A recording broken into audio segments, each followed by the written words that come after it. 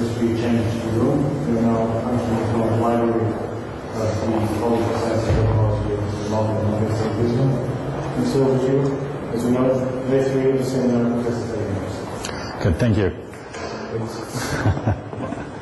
Thank you. Thanks. Well, thank you all for coming. The third day in a row, you're very brave and kind. I was just remarking, I wonder whether streaming it, and hello to our web audience, whether that discourages people from coming face to face, and whether it's worth it for each of you to come through traffic jams and everything. And I guess that's a question to reflect upon, whether you learn more being face to face. Well, of course, the ultimate ramification is that I could just stay in Canada and talk to you, but then I wouldn't get the social stuff as well. Anyways, today what I wanted to do is two things. The first, well, I'll show you the agenda. Just to talk about the major theorists in distance education. And I know that if you've taken a master's degree in distance education, you may have been exposed to these grand gurus of distance education, but I'll try to give you, I've had the pleasure of meeting most of them, and I'll give you my biased view on their accomplishments too, so you can take that for what it's worth. And I was hoping that we could get a little more interaction and that you get a chance to talk about things yourself, and it's going to be hard in this room, but we probably can huddle around someplace or another, two places, maybe have two groups, but just to get you to think which of these theories really speaks to you and you can see being useful and which not. And then we'll have a break, and then I want to talk about, well, both my own work and Randy Garrison's in developing the community of inquiry model, and as importantly, seeing what other people have done it with in the past and what's happening with that as a model as opposed to a theory, which I'll get into as well. Okay. Going to start with the three wise guys. You might have seen any of these guys do keynote talks. On the left is Börje Holmberg from Sweden, worked in Germany most of his life. Otto Peters in the middle is at the Fern University, Open University in Germany. And Michael Moore, who was at the Open University in the UK, but has spent most of his career in the United States. And I will apologize and challenge both the males and the females that almost all of these grand gurus are males in this field, and I think that means that there's huge opportunity for women theorists to fill the holes that these early pioneering men have made. Okay. First of all, there's been it depends what you say when is the start of distance education. Some people say it was when St. Paul was writing his letters to the Ephesians and the Romans and the Corinthians and all that sort of stuff. But you'll see that didn't really pass the test of definitions of definition. But it's generally thought of that the first lessons were done for Sunday school teachers in the United States and later in England, where they would, every week they would have a lesson for the teachers to teach their kids a catechism or a Protestant Sunday school. And then Pittman shorthand for secretaries became taught at a distance, again starting with the newspaper and then turning into books. And the University of London from 1870 has continuously said, well, we want to open the doors to access, and we'll say what it takes to get a University of London degree, but anybody can study for it in any way they want.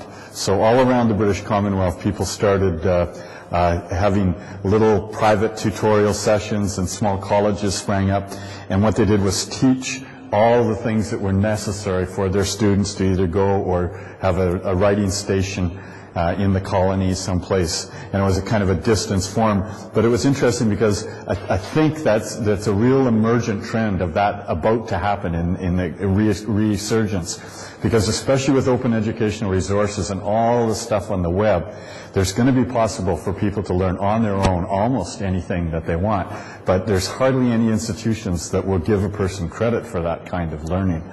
And so I think we're going to start seeing more and more pressure on credentialing organizations, much like the University of London has done since 1870. But it took till really until the 1950s, 60s, and especially Bourget Holmberg.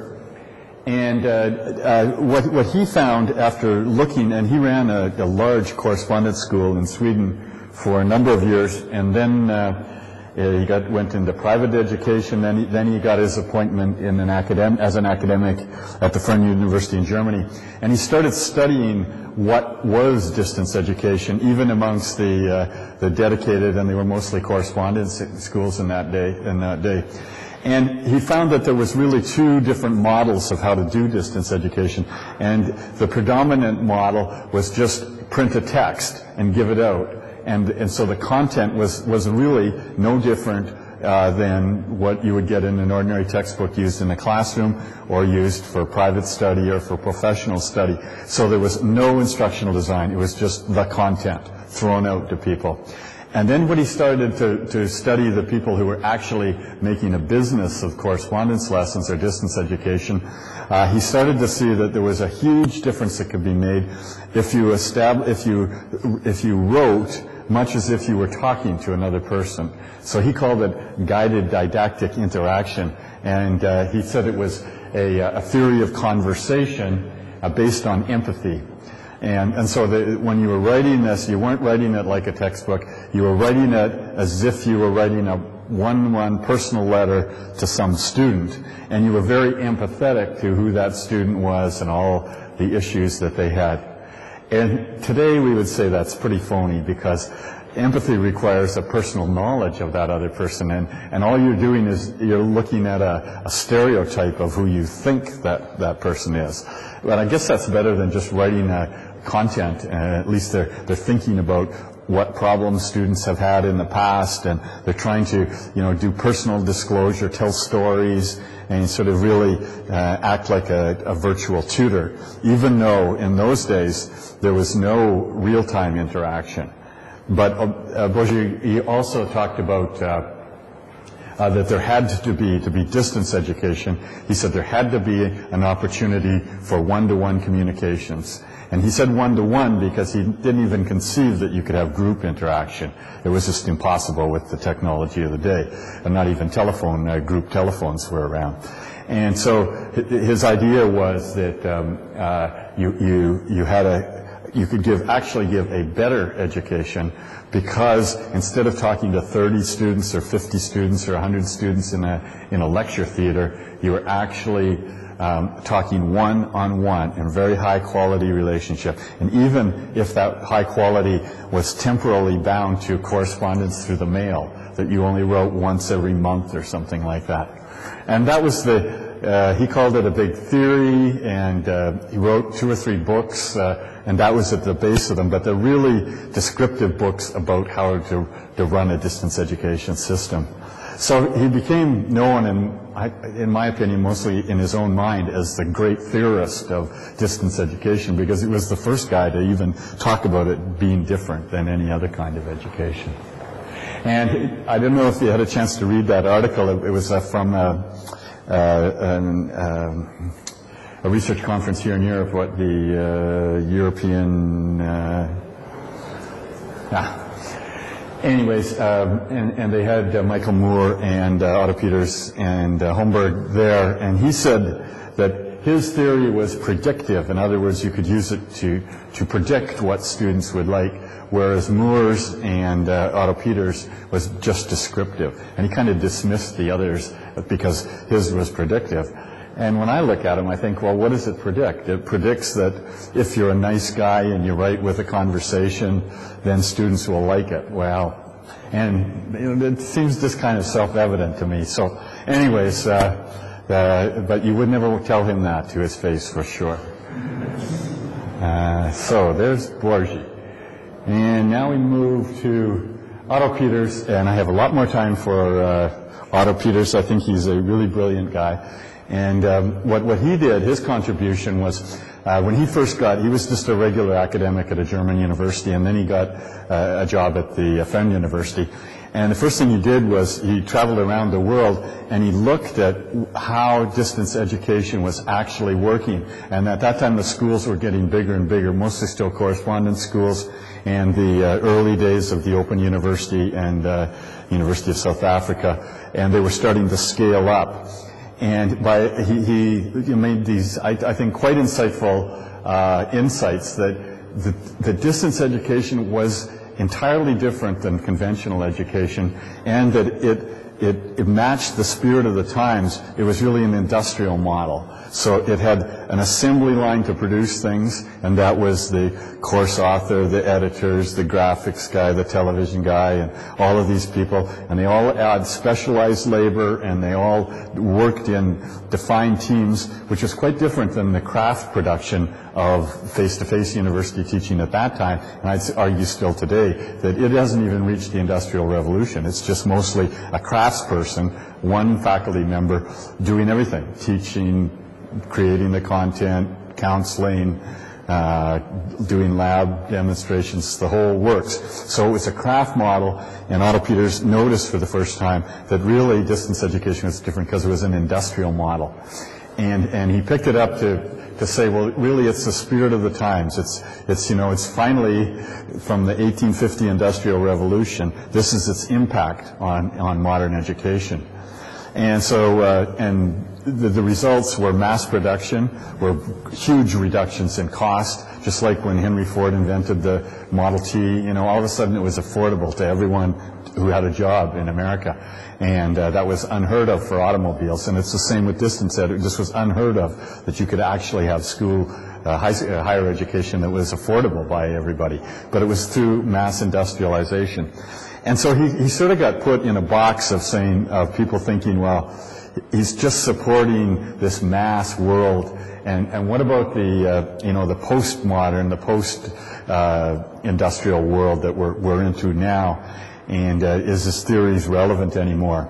And it's interesting that he's always had an interest in new technologies too, and he's written both pro and con about how as we get into more of this customization, more real-time stuff, more computer conferencing with only 25 students in a course, we're getting back to the craft model and away from the industrial model. And he didn't say it was necessarily bad, but he said we really have to think about how this whole society changes and how it's reflected in different educational systems. And the other thing that he really doesn't like, and he mentioned it in that article, is when people say, well, he doesn't have anything to say about pedagogy because all he's talking about is organization, how you build things, how you distribute it, all the gory details, none of the spark and life of education. And he always said that wasn't true. He said that his was a whole system, and that not only do you have to have industrial distribution and production models, but you have to have industrial scale pedagogical models, and that might mean a complete change. And he was a little ill-defined about what that complete change was, but he really resented when people thought he was only talking about the means and not what you actually do in it. And so there's number 2 now. Number 3 is Michael Moore. And again, what he did is he went around and by the time in the early 80s, late 70s, when he was seriously into distance education, he went around and he looked at all the various models, and then by then they were branching out beyond correspondence, and he started to see early examples of audio teleconferencing and mass media through the television and early forms of sort of CD-ROM kind of computer-assisted instruction and programmed instruction. And he started to compare them all, and he started to realize that there were some things that were very similar to face-to-face instruction, and some of them were way different. And he started to think about it for a long time, about what were the variables that differentiate the kinds of distance education that were around. And he invented this idea, changed names a couple of times, but it's generally called the theory of transactional distance. And what he meant by that is that the distance is the difference between sort of understanding and cognitive congruence between an instructor and a student and it's because of the distance between them. And it's usually because of geographic difference that the students are way over here or over there, but it also can be cognitive distance, that they can't hear properly, or it can be that they don't understand, that they don't have the basic understandings, or it could be because the professor's a terrible teacher, or there could be distance. And he's also famous for saying that there's a lot of transactional distance in a 500-seat lecture auditorium too, because there's all kinds of opportunities for misunderstandings and all that sort of thing. And one of the key variables was dialogue. He thought that you could get rid of that dissonance and that cognitive or that transactional distance by having a whole bunch of dialogue and conversation. So that's what started, you know, the big push towards interactive forms of distance education. So these are a couple of his diagrams. You go from low dialogue to high dialogue, and you also go from low individualization to high individualization. And on the right, he's showing the kind of media. So this is the independent learning on campuses. This is what you might do in a just going self-study, maybe in a graduate course where you don't really talk to that many people. You're just basically studying on your own. To the individual telephone conversation, the individual correspondence. You see there's, it's highly individual, and then you get starting to get here into the more interactive forms. And finally here too with computer-assisted instructions, high individualization, and textbook study to low individualization. And again, but you're going from low dialogue to high dialogue. It's a bit confusing on that diagram, but this one's better, I think. And he says that as you move from lots of dialogue, like if we're face-to-face with just a couple of people, there would be very little transactional distance. But there's less and less dialogue, so that you're just doing a correspondence lesson, the opportunities for transactional distance go up. And he said that the way you can make sure that people still learn, even though there's not much opportunity for interaction, like in correspondence or when it's just too expensive or they don't have any kind of technology, the way you can compensate and decrease it is to have more and more structure, so that the student knows exactly what they have to do. They read the lesson, they do the learning objectives, and they march right along. And he says that if you can have less structure and less dialogue, that works well. But the more you get into structure and the more less dialogue, the possibility for transactional distance increases. And there's just another diagram, the same thing.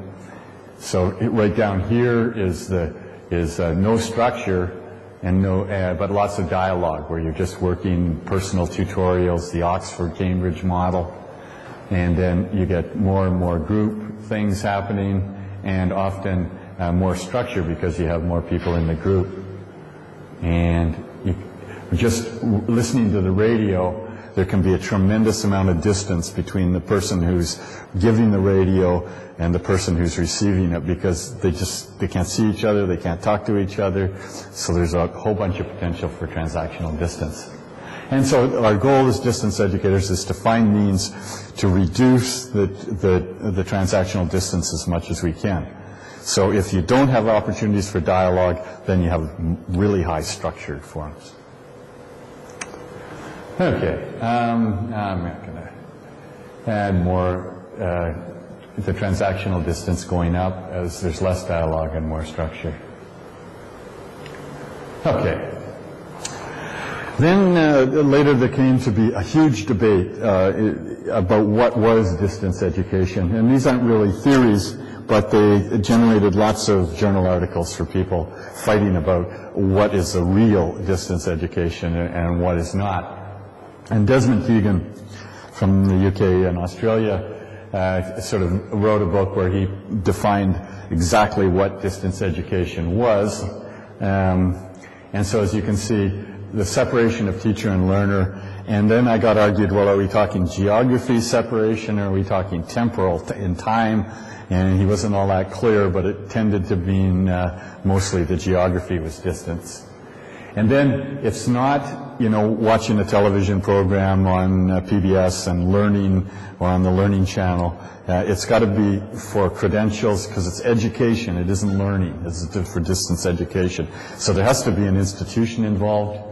And of course, if it's at a distance, there's got to be some kind of media, whether it's a postal service or whether it's Second Life. There's got to be something that allows the education to happen.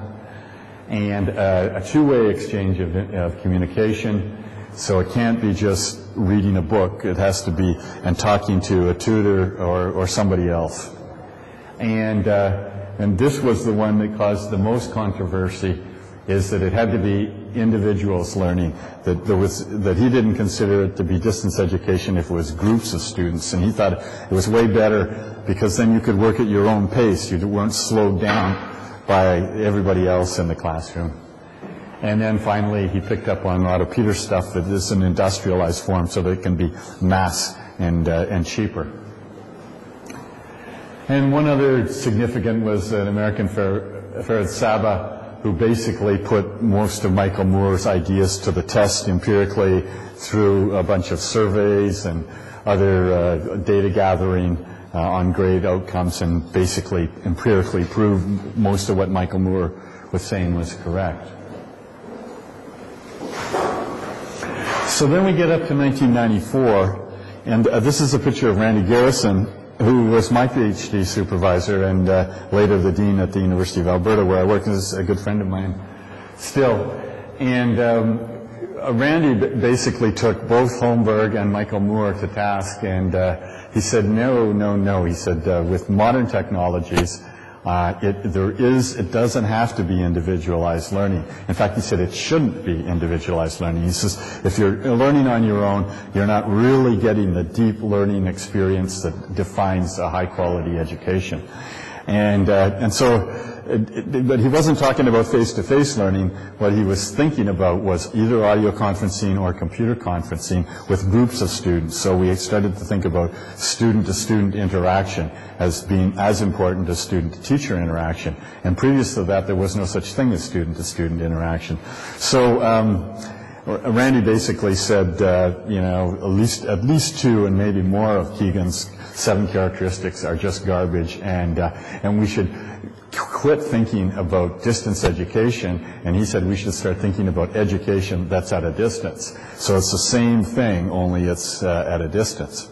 And of course, the traditional distance educators, they hated that because they said, well, if you do that, then you're just going back to classroom instruction, and all the bad things about classrooms, you're just going to put them out at a distance, and everything we've learned will all be lost. And but you can see how he started to speak to a whole bunch of new people who up until then had always thought that distance education meant correspondence study. And Randy said, no, it just means a physical distance and maybe a temporal distance in time, maybe asynchronous or maybe synchronous, but that's the only difference. He said there isn't anything significant about whether you're face-to-face or whether you're not. And so you can have video conferencing in real time, and it's basically the same kind of education, the same pedagogy, the same economics, and forget about all this specialness about distance education. And of course, academics hate that. When anybody, they have to have their own special language and their own special theory. And when somebody comes along and says, oh, it's garbage, we don't need that, just get back into the mainstream, it caused all kinds of controversy. So, but nonetheless, Randy, he's very articulate, and he started to develop at the University of Calgary extensive use of audio conferencing, and later was a big proponent of computer conferencing as well. And then there's a lesser-known theory, and I'm just going to really quickly go through. This is a guy called Michael Simonson from the States. I'm just going to show you a slideshow that I don't even know who did this, but I'm going to go very quickly. Yeah, Kenneth Skelton. And I just got this off the net this morning, so I'm just going to move through this. Notice that this is putting Keegan's 7 rules in a graphic form, that there's a distance, there's some kind of an electronic means to connect them, and the instructor is in the middle. And then he says, well, that's not very much different, really, than having an instructor in the middle of a face-to-face classroom. So he started thinking that really they're equivalent, that a distance education experience really shouldn't be, and anything that you do in face-to-face, you should do at a distance. And he called it an equivalency theory, and he said that the people don't respect distance education because we try to make it different. And what we should do, sort of like Randy Garrison said, it should be as equivalent. But then he said, well, the problem is equivalency is the main one. I'll just quickly, So he says, foundational to this theoretical approach is the concept of equivalency. Local and distant learners have fundamentally different environments in which to learn, and it's the responsibility of the educator to design learning events that provide equal experiences to the instructor. And so that was very seductive to ordinary classroom teachers, because then they all of a sudden started to think, well, there isn't much that's all that special. I just have to have an equivalent kind of experience. But a lot of media theorists didn't like that, because like Marshall McLuhan said, you know, the media is the message, and that you can do entirely new things with the media that you cannot do face-to-face. So, and they're qualitatively different, and in some ways they're better. And so this idea of just making everything the same, it had limited appeal, but great appeal for ordinary institutions who are trying to reach out to a new market of students, especially in the U.S. They have a lot of small colleges, and they all wanted to recruit new people. And so they thought, well, we don't have to train the instructors, we just have to get them to make it the same, or same as they could. So he says, you know, a triangle and a square, they have the same area, so you can consider them equal, but they do look a little bit different. And he says the learning experiences should be the same. And again, it depends on the technology, but you can have group discussions and you can have the same learning, exactly the same, but they should be equivalent. And, you know, is that really possible to do or not is a sort of a debatable question, I guess. And then he says his example was libraries. If you have library on campus, you have to have library at a distance. And in the one, you go to the card catalog, the other, you go to the electronic card catalog. The one, you take the book out hand by hand at a distance, it comes in the mail. But it's the same book, and you have the same limits of time and all those other things. And he says the student should be the same. And that's also hard to say if that's true, because traditionally distance education students were much older and they're almost always working, whereas face-to-face students are traditionally anyways full-time 18 to 22-year-olds in universities or colleges. And so they're not equivalent, but at least he says we should treat them all the same. And then he comes to the same learning outcomes. I think almost all distance educators would agree with that. The outcomes should be equivalent, whether you're at a distance. And there's been all this research, including all the meta-analysis I talked about yesterday, to prove that it really is equivalent. The outcomes are the same, the learning outcomes anyways.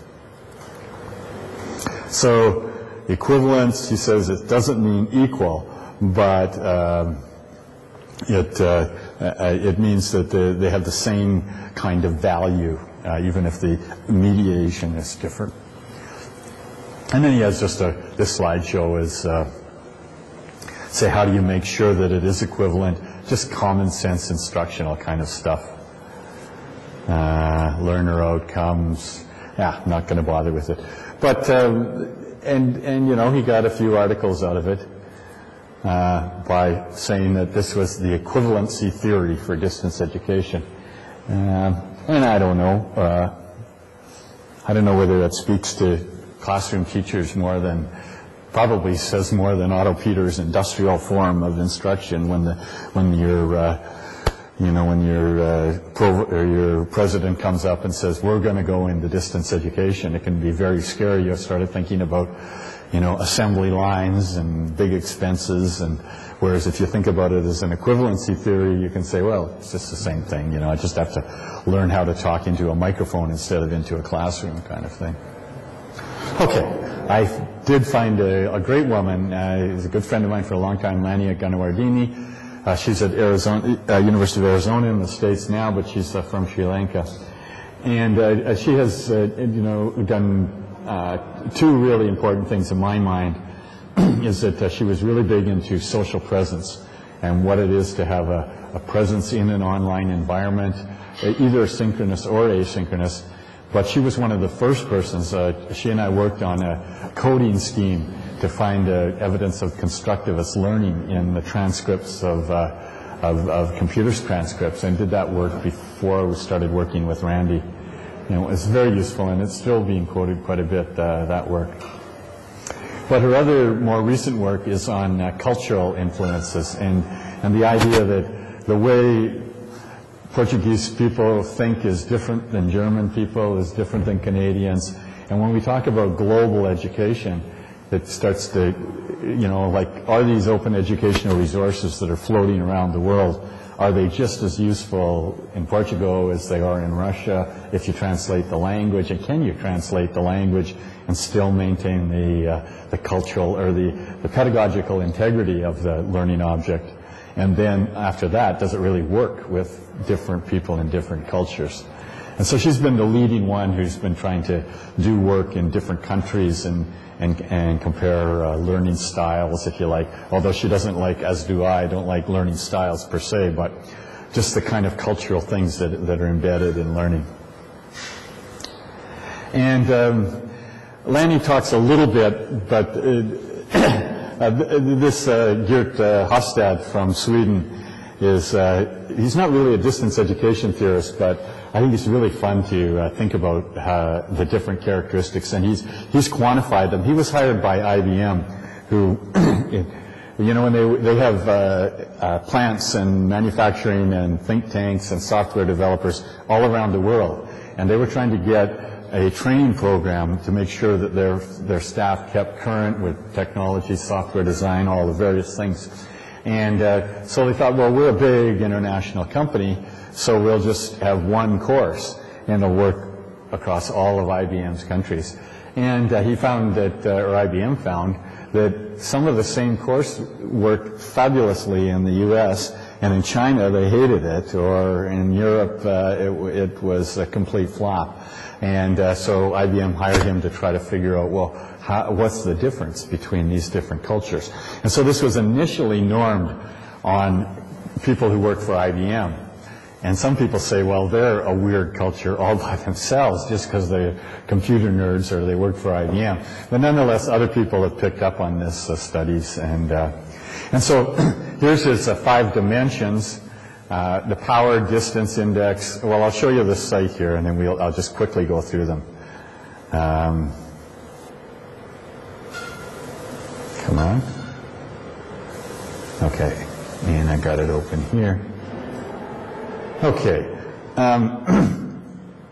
So he draws these little triangular bar graphs, and for every country, you'll give it a different kind of a graph. And so I'll show you Portugal and Canada and some of the other ones, and you can see whether you agree with this. And then the question is, does it really make any difference in the way you design your education? And the first is the power dimension, and that's basically, are people basically have the same amount of power?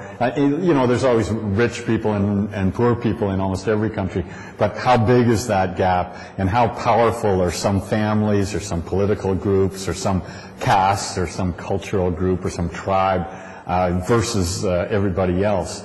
And some societies are more or less flat. There isn't a huge kind of power dimension between people, whereas other countries, you know, there's quite a gap in the power. The second one is individualism, and that's how much is stressed on individuals being responsible for their own livelihood. And if you don't succeed, you know, it's your fault. it isn't because of your family or because you haven't had the support you wanted or whatever. There's a real stress on you do your own thing and you're responsible for yourself. And the other is, no, your job is to be a good family member or to be a good representative of your tribe kind of thing. And you don't go outside of the family or outside of the tribe. So there's an individual versus sort of a collective identity. And then he gives a scale on masculinity, and that's kind of stereotype of men being assertive and demanding their rights and heavy leadership, whereas women being more supportive, nurturing, those kind of things. But he says that there's little difference, and it doesn't have to be based entirely on gender, because of course there are some women who have very male characteristics and vice versa. But he says that overall in society, and some societies have huge gaps between what's expected of a man and what's expected of a woman, and some of them are fairly close to being the same. He takes his own country of Sweden. He says it's not that much different for men or women in Sweden, whereas in Saudi Arabia or something like that, it's like, wow, it's just all the difference in the world. And then uncertainty avoidance, how much of a gambler are people, and how much are they willing to really go out and do something different? And of course, the Americans are famous for this, for being entrepreneurs and for conquering the world, wanted all over the time, and taking a risk, throw the dice, find out what's going to happen, versus other cultures are, more steady and make sure that you don't screw up or lose all your money or lose face or something like that. And the final one, which came later after he studied Chinese groups, was this thinking of long-term orientation, whether people learn things and they only learn them if it matters today, relevant to my job or relevant to me getting into the next school. It doesn't matter if I'm going to use it in 20 years, because who knows, I might be dead in 20 years, or 20 years is a long time. Whereas he says in Chinese culture, you're always thinking about, the next generation, and on and on and on. The kind of an extreme example. Okay, so let's just show you a couple of examples. I'll just go to, first we'll go to Canada, and then I'll go to Portugal. So you see that the highest ranking is in individualization. The Canadians, like Americans, are very much individually orientated and not so heavy into families and other tribe and religious cults and things like that. They're more individually orientated. Their power dimension is quite low. It's 35, and I'll show you what the world average is. The masculine and femininity is about the median of all world. It's not high, it's not particularly low, and the risk avoidance is a little bit lower than the normal. But the long-term thinking, Canadians don't think very long into the future. They're just wait till the next harvest kind of thing, or the next snowstorm. That's as much as I can handle at one time kind of thing. And here's the world averages. You think he would have normed these, so they're all at 50, but for some reason he didn't. And so you can see that the power dimension is quite a bit higher than Canadians and quite a bit lower. Okay, so now we get to see Portugal. And whoa, he doesn't have the long-term thinking here, but this is the avoidance one, that he's saying Portuguese are afraid to go out and do something huge and big or something like that. They'd sooner, make sure they cover the bases. The masculinity is quite low. It's even lower than Canadians. The individualization is also quite low, so you're thinking more in families and groups and that sort of thing. And the individual power relationships, it's higher than the world average, I guess, but it's not outrageously high. So. And then this is another neat trick of this website, is you can say, well, what if I move to this country? Am I going to be really weird? And so you can put two of these countries up side by side. Now, where did I find that? Just a second. Here's someplace. Countries. Oh, man. I found that this morning.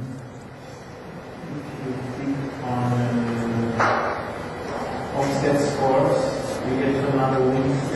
Oh, okay, thank you. Ah, yeah, here it is. Okay, so let's say you're a Portuguese person who gets an offer to live in Brazil. And so we go, I'm from Portugal and I'm going to Brazil. Here's what happens if you go to Australia. The individualism, Australians are rugged individualists too, for sure. And they have this reputation of Australians as being real male chauvinists, and it shows up in there. And risk avoidance. Here they do have the long-term thinking, and it looks like it's quite low for both countries. And the power dimension, there's a lower power dimension so that it's more egalitarian, I guess, in Australia. And that's because they're immigrants, you see, and they've all had to come. They can't come with their old family titles of 5 generations back. It doesn't mean very much in Australia. But anyways, I meant to go to Brazil.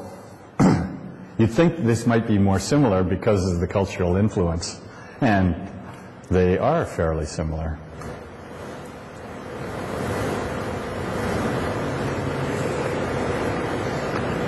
The risk avoidance, the Brazilians are more likely to take a chance and to gamble on things. Now the long-term outlook is longer too, which is a bit surprising, and the others are fairly similar. A little more male-female differences. Interesting, eh? Anybody planning to move someplace else that we can just, for the fun of it? Got a job offer lately? Okay. Good.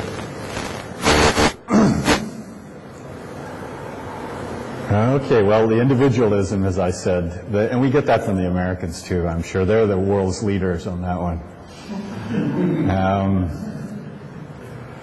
The power thing, again, is lower, as you might expect, same as Australia. The masculine thing is again, one more chauvinistic, I guess, than Portuguese. The risk avoidance, Portuguese, again, are more conservative that way. And the long-term orientation is not that much difference. I wonder if Mozambique is in here. No. And what about an Arab country? Greece? I bet it'll be fairly similar to Greece. Oh, yeah, well, for Patricia. They are fairly similar, eh? A little bit more on the male-female thing.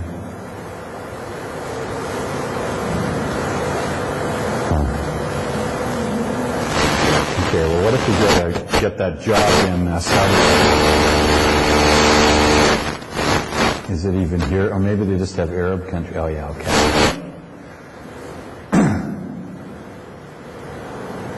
Okay, the masculinity, as you would expect, is higher. The power differentiation is also very high, way high here. And it looks like you guys might be leaders in risk aversion.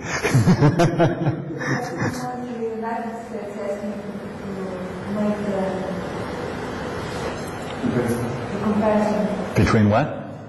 United States. And Portugal? It'll be a lot like Canada, I would bet.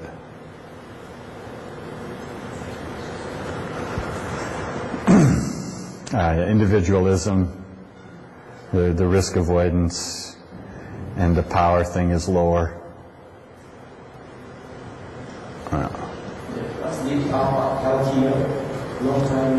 Long-time orientation, yeah. Where that one, I think, really shines, or the world's leader, I think, I haven't played with this very much, but is China.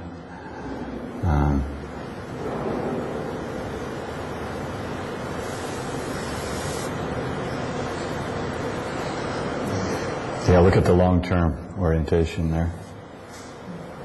And not much individualization.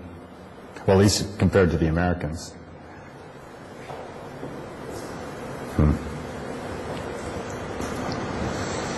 But we've gotten some good laughs out of this too, because, you know, English and French Canadians always have trouble getting along with each other, and so it's interesting to put the two. They don't have Quebec here, but they have France, and so we can say, oh, that's why those guys are like that, and I'm sure they say the same thing about us too. So, anyways, it's kind of fun.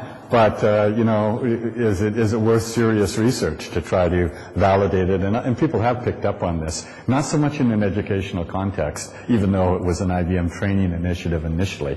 And I haven't delved into it too much. Just one of my PhD students brought it to me and said, what do you think about interpreting? We did a survey with French Canadians and English Canadians, and he wants to use this as a theoretical framework for it. So, I don't know. What sort of data can you collect from these things? Sorry? I think it's survey data. It's a good question, and I'm pretty sure that's what it is. But, you know, are they valid surveys? Can you get it? Let's just take a peek. Is it closed or what? Let me just see. Well, here's his books. Survey module is designed for measuring 20 content questions and 6 demographics. Oh, you got to pay for it. How much? You'll see how much entrepreneurism Gert has himself. Oh, he's Dutch. I thought he was Swedish. Huh. What happened to the buying?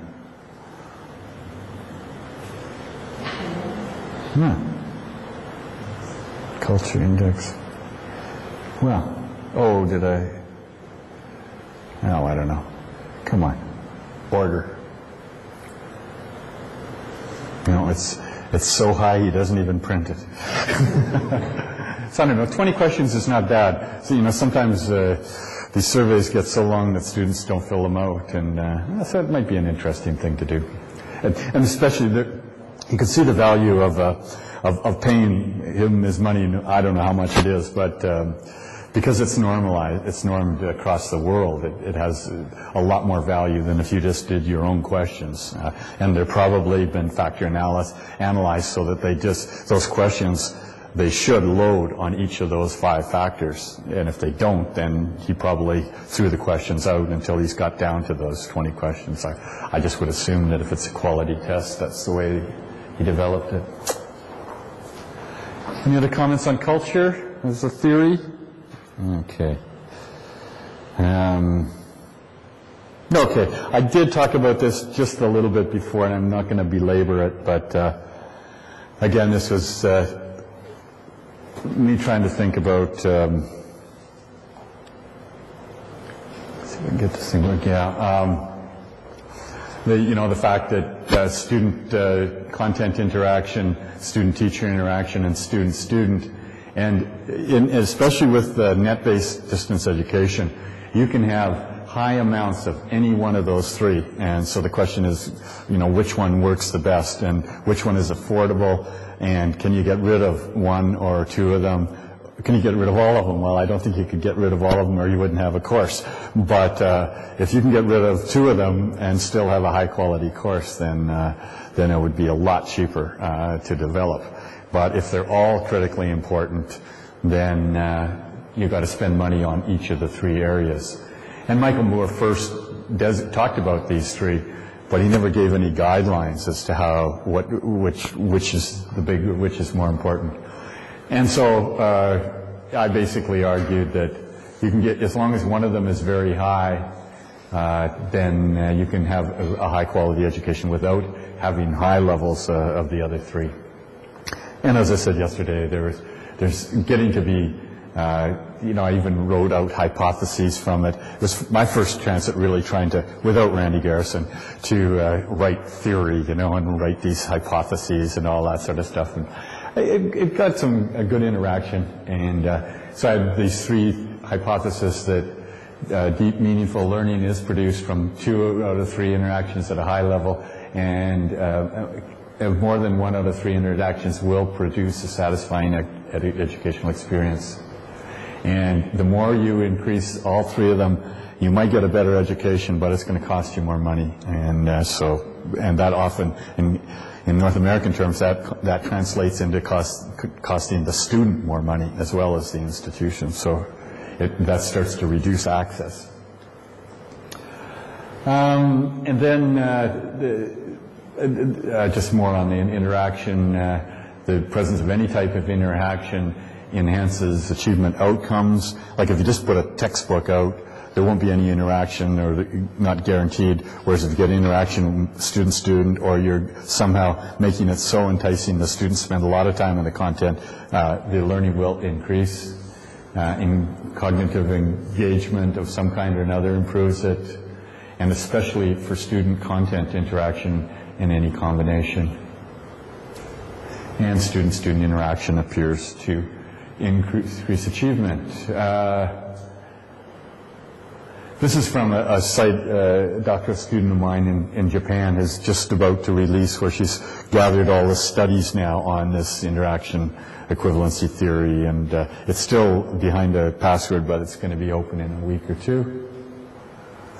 And this is what I'm going to talk about tomorrow, is some stuff that I've been working on with George Siemens and John Dwan, is talking about a theory of a new generation of distance education that isn't behavioral cognitive pedagogy, and it isn't constructivist pedagogy, although it takes pieces from both those, and it's connectivism. And I would encourage you to read there's about 7 or 8 articles in the latest version of Erodal. It's a special issue edited by George Siemens on connectivism, and especially there's one article that says that it really isn't a pedagogy. It's just constructivism on steroids or something like that. It's not really anything new, but we would argue that they're not right. And so I really hope that people, especially European theorists who seem to be a lot deeper and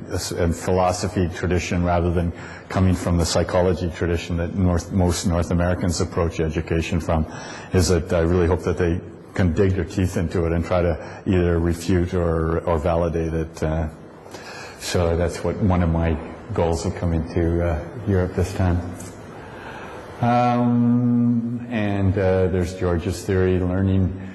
I guess that's my definition of what, because a lot of these theories you have to define, first of all, before you can talk about teaching, you have to know what you mean by learning, and what does learning really mean, kind of thing. And so, as George Siemens always argues, that it's more about building connections than it is about acquiring knowledge, because you can always activate that connection, either internally through the neurons in your brain you built up, or by asking somebody, or by talking to Mr. Google and getting the answers from him.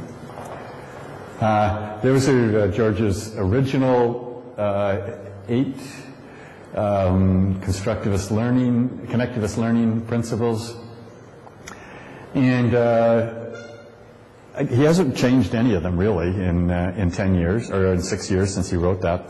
The other really interesting thing about George is that he didn't even have his master's degree when he wrote this article in 2004. That came later, and now he's just working on his PhD. So he hasn't let credentials stop in the way of becoming a real international star. And a funny story about George is we had a vacancy in our Center for Distance Education in about 2007 or something. And I had gotten to know George, and he had a job at the University of Manitoba. I just thought he was an academic there, but he was just really a programmer in the continuing education department. So I phoned him up and I said, George, we got a job at Athabasca University. Why don't you apply for it? And And he said, well, he said, 3 years ago I applied to get into your master's degree and you wouldn't let me. So I don't think that I'm going to get a job as a professor. And I said, oh, you don't have a master's degree? And you don't have a doctorate degree? And so I'm continuously bugging him now that he's got to finish that degree. And so that we can give him a full-time job before he does run away someplace else. He's a brilliant guy.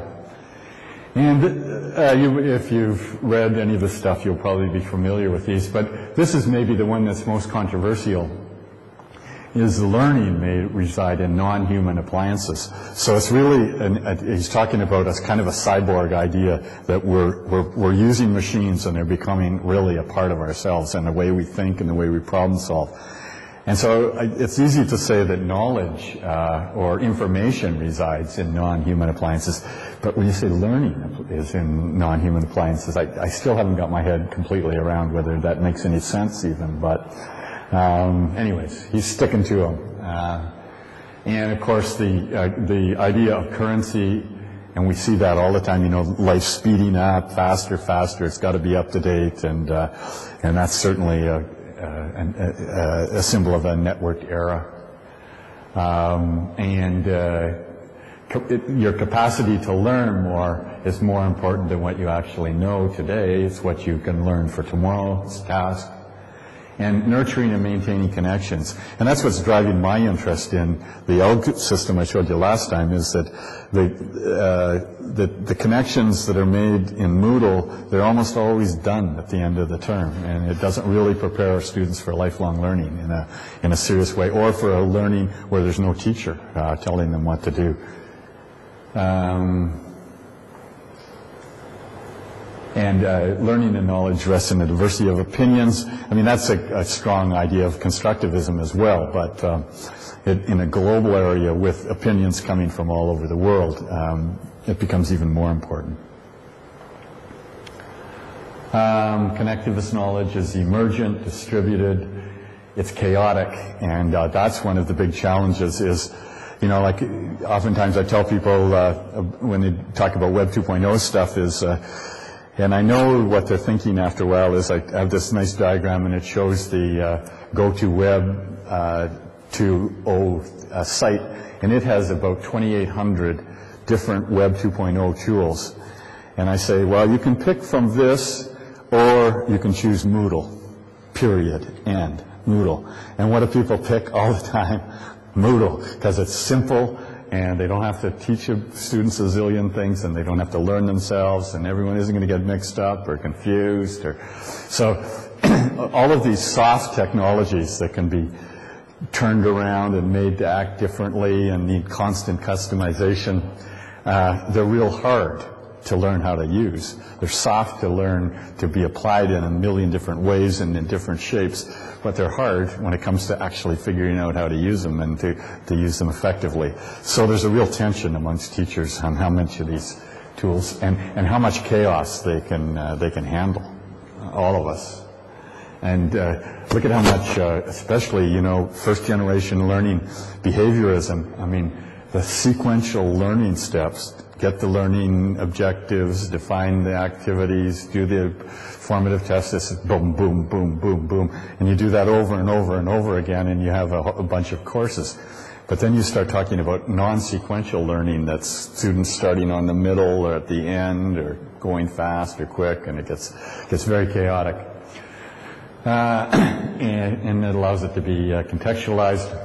And where you see it operating really well is in a lot of games, the adventure games that don't really have an end in sight when you start playing it, and people can go off in different directions, and the solutions are hard to find or maybe emerge. Games like Civilization and ones where you're building things all the time. It's a much more you know, kind of diverse way of learning than what we're used to. And there's starting to emerge some instructional designs for connectivism. Like behaviorism and cognitivism, they really had instructional designs built into them. They were as much theories of teaching as they were theories of learning. Constructivism got a little mushier because it was more about how individuals learn, but we did develop a whole bunch of constructivist learning activities and instructional designs. And the instructional designs for connectivist learning are just emerging now as people try them out and see what works. But this was from an Italian woman who wrote about, first you have to do awareness and receptivity, that people have to get out on the net, they have to see all the connections, they have to see live communities together. So there's a big exposure thing in connectivist learning. And then they have to learn how to make connections, but equally important, they have to learn how to filter out connections so that you're not just overwhelmed, and so you can, operate in that kind of an environment. And you do that by getting friends and networks who filter for you and, send you a message, oh, you should read this or you should read that, and tweeting, all that sort of stuff.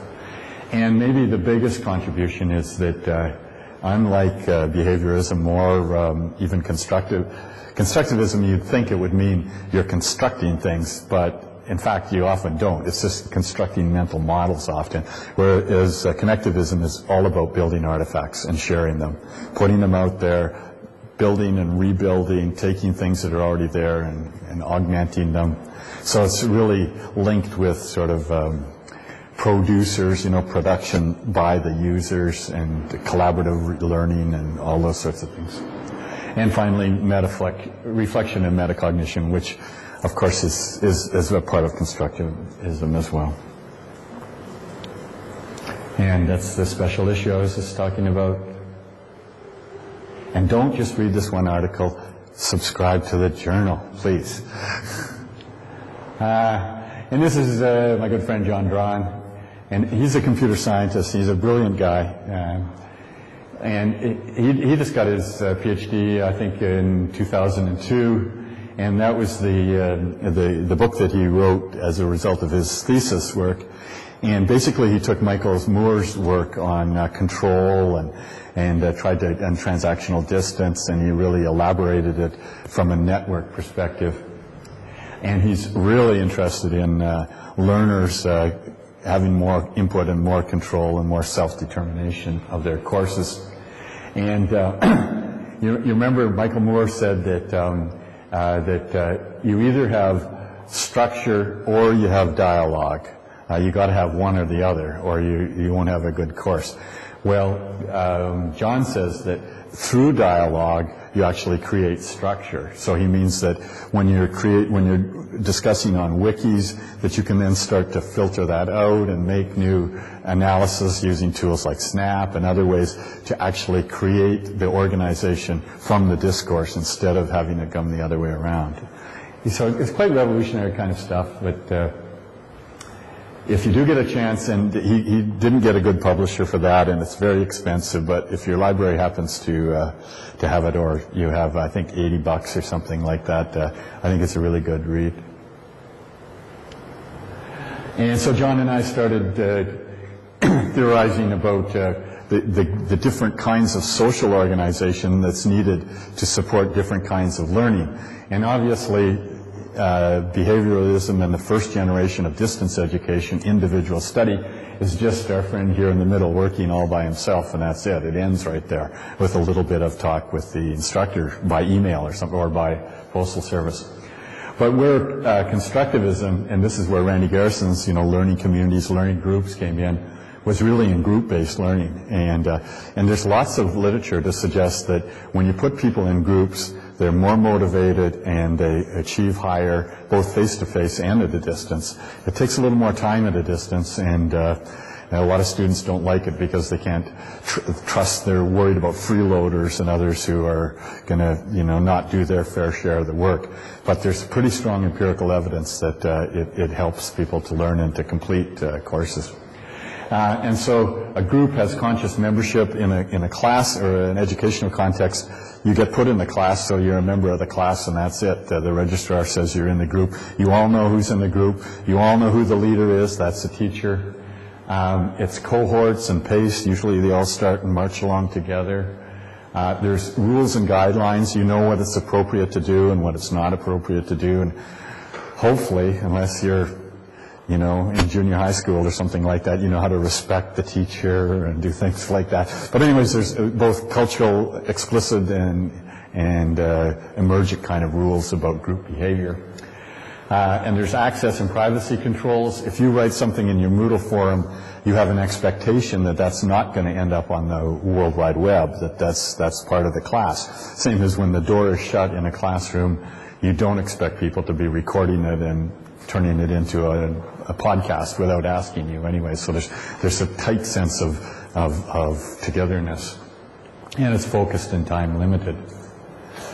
One of the problems, though, with groups is, of course, that they're almost always overly dependent on the leader, and the leader is often assigned by somebody else, and so that it's hard to get a democratic process going. And the way groups form is that oftentimes the males end up dominating groups, and so there's there's groupthink that's been studied about how hard it is to go against the rest of the group, and there's a lot of sociological bad things that come along with groups, but again, the learning does seem to improve. But then what's emerging now, and this is really in line with connectivism, is the idea that we don't need to have tight groups, but we can work in networks. And networks, you know, they're much more nebulous. They come and they go, and you're a member of different networks, and it's friends of friends. You might not even know personally everyone who's in your network, but you can ask the network and you can get help and responses. And we're starting to see how learning can happen in Georgia's big open courses where they have over 1,000 people. Those are kind of a network kind of environment, kind of a loose network, but sometimes, you know, learning can happen in these big, broad networks, and then sometimes they coalesce into groups, and sometimes they never do. But you can also see this in professional education. Like, I belong to the IT Forum, which is an email list that on instructional design, and I don't know, I've been a member for 10 years or more, and you know, I post about 4 or 5 messages a year, but it's a really invaluable network of people, most of whom I've never met. But we help each other when we come to a problem, and it's mostly Americans, but it's really useful. And then the third one, we used to call it collectives, now we call it sets, and that's the aggregation of all of the people who you never know, but you do similar things. So you can find an aggregation of, you know, all the people who are engineers, and how to, if you find it, well, or there's an aggregation, the set of all people who were born in China, and by Hofstede's rules, they have these kind of an outlook on life, and so you can sort of treat those people different because of the set that they belong to, and maybe teach them better, or give them more opportunities. And so that's where data mining and analytics comes into the fore. So, just before we take a break, and I don't know if this will really work or if this appeals to you, but I thought, just so that you guys do a little more talking and a little less from me, if you could form into maybe 2 groups, those on this side and that side, and I mean, we could go and sit on a table around here, or you can't really turn these things around, can we? But I think it would be useful for you to talk in Portuguese if you'd like, for sure, and see that which of any of those major theories resonates with the kind of research you are doing or thinking about doing or would like to do, and why. You know, can you see how you can get some good questions or some good answers from, you know, industrial or Moore stuff, or Michael Moore's, of course, is probably stimulated more than any of the others, or connectivism, or Hofstede's cultural stuff, or any of those. And then if you can maybe just go around one at a time answering that first question, and then if you get a second round is to say, well, what is the question that a research question that you could ask that would be informed by that theory, and maybe also inform future developments of that theory. So do you think that would work? You can give it a try anyways.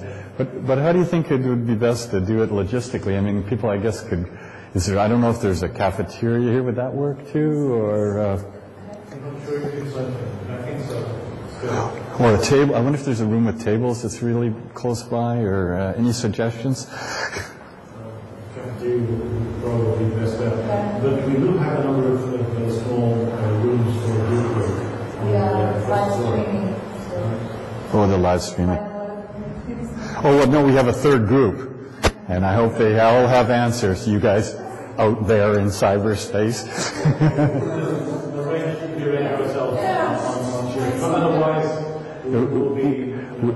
It'll take us an hour to get back together again. I hear you. And we won't. How about we spend just 15 minutes?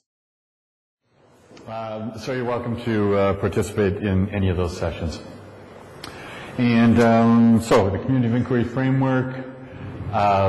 Just a couple of slides on getting to reinforce what we talked about earlier. What is a theory? It's a way to create conceptual order and provide simplicity in predicting complex phenomena. And of course, that was what online learning was then and is now. It's a complex set of things to think about. And so we have theories to help us think about them, to help us understand them.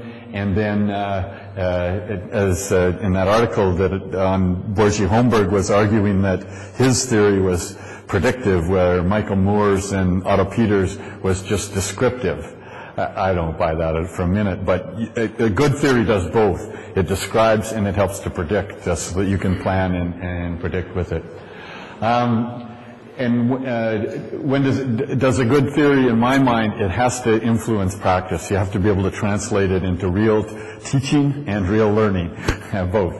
And then this idea of a heuristic, which is a Greek original word. I don't know if you use the word in. Anybody know a translation of a heuristic in Portuguese? Same thing. Oh, okay.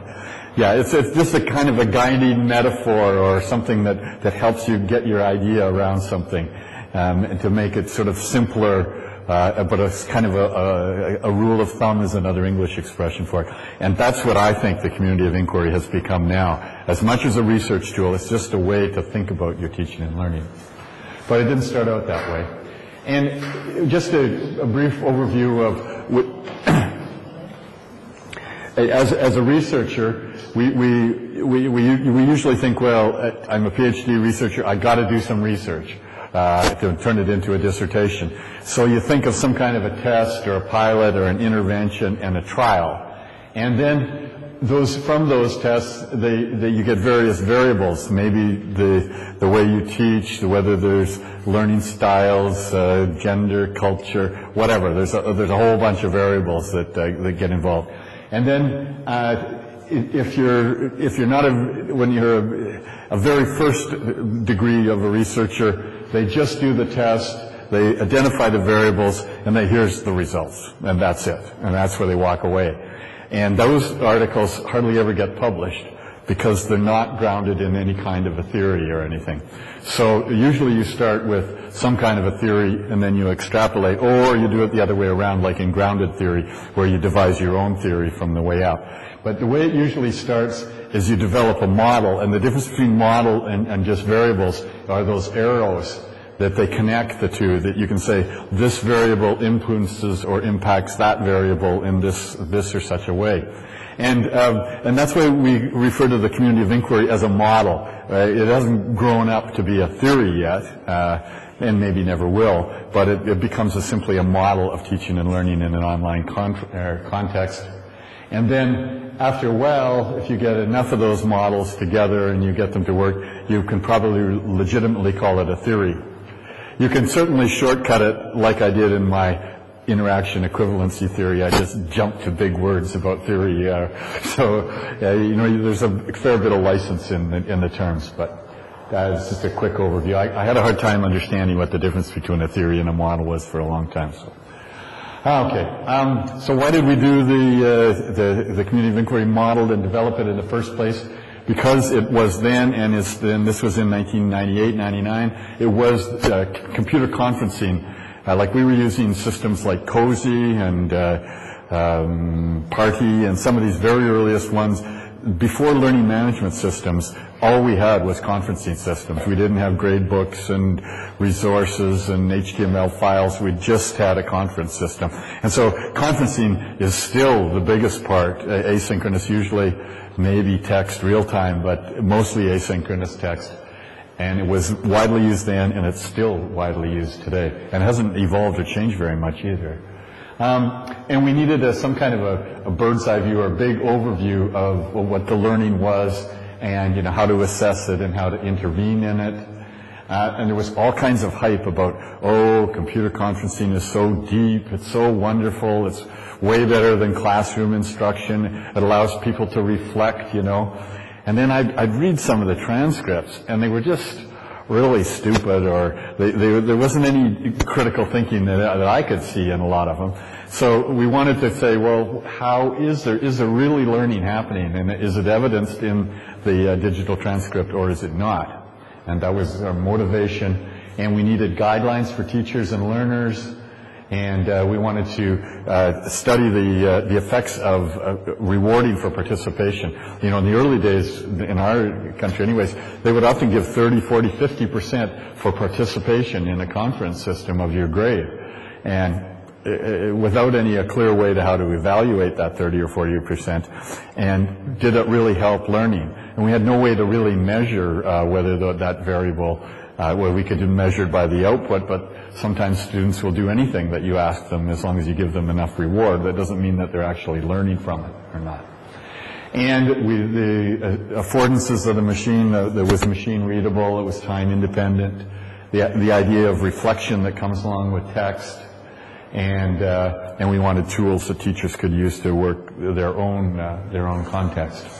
So the grounding things, a lot of this came from Randy Garrison, but he and I are big fans of John Dewey, and he talks a lot about community and participation and all that sort of thing. So that's where the community of inquiry model originated way back with Dewey.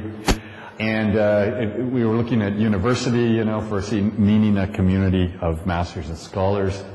And inquiry, it's used a lot more in Canada now as an inquiry-driven learning model, things like that. But we were really after the idea that people had to work with knowledge in a kind of a constructivist environment in order to get it, that we were getting away from the transmission kind of ideas of behaviorist kind of pedagogy.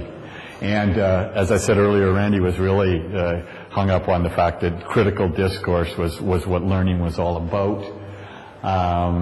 It incorporates research methods such as information gathering, all that sort of thing. Okay. And community of inquiry, the term actually originated with Walter Lippmann in a book he published in 1991. He was talking about face-to-face communities, and we took the term and used it here. It's thoroughly social and communal. Again, this was right after Randy was in these big fights that distance education was a social way of learning. And people said, well, you can't learn from a computer. And we were arguing, well, you're not learning from the computer, you're learning through the computer. Just like in face-to-face, we're using, the air molecules to transmit my voice to you. It's the same kind of idea. We're not learning through air molecules, but without them, we wouldn't be able to talk. Okay. You've probably seen the big three Venn diagram, and that was the social presence, cognitive presence, and teaching presence. And then the things that were a little bit of like social presence, it's partly the teacher's responsibility and partly the students. Supporting discourse is dependent upon social presence as well as cognitive presence. Because if you just have social presence without cognitive presence, then it's barroom chat. It's fun, it's coffee time, but it isn't really learning, or at least not in a formal sense. And teaching presence is about, one of the main things is selecting what the content is to be in the learning activities. These slides were done by the people who are, I would think, mostly Americans who are most active in it today or were a few years ago. And so this is Phil Ice, and he was really into cognitive presence and a major developer of the survey instrument that I'll show you at the end. So again, this was work Randy had done before he and I started working on this.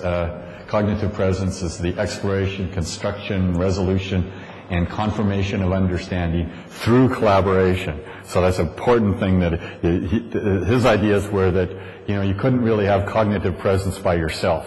It really is a social kind of thing. And then this is not a Venn diagram, but it's even more complicated, and Randy always liked to have these big ideas that float around the outside. I've always had trouble understanding this diagram, but that's the basis of cognitive thinking, and going between the private world, the shared world, and an individual, oh no, there we go. Sorry, what happened there? Oh, okay. And here's the important part that I helped contribute to. Just going to get this laser printer working again. Was the four phases of critical thinking that create cognitive presence. And first of all, you have to have a triggering event, and then you explore with various opinions, various ideas. And then you try to integrate all these explorations with a tentative solution to the triggering event.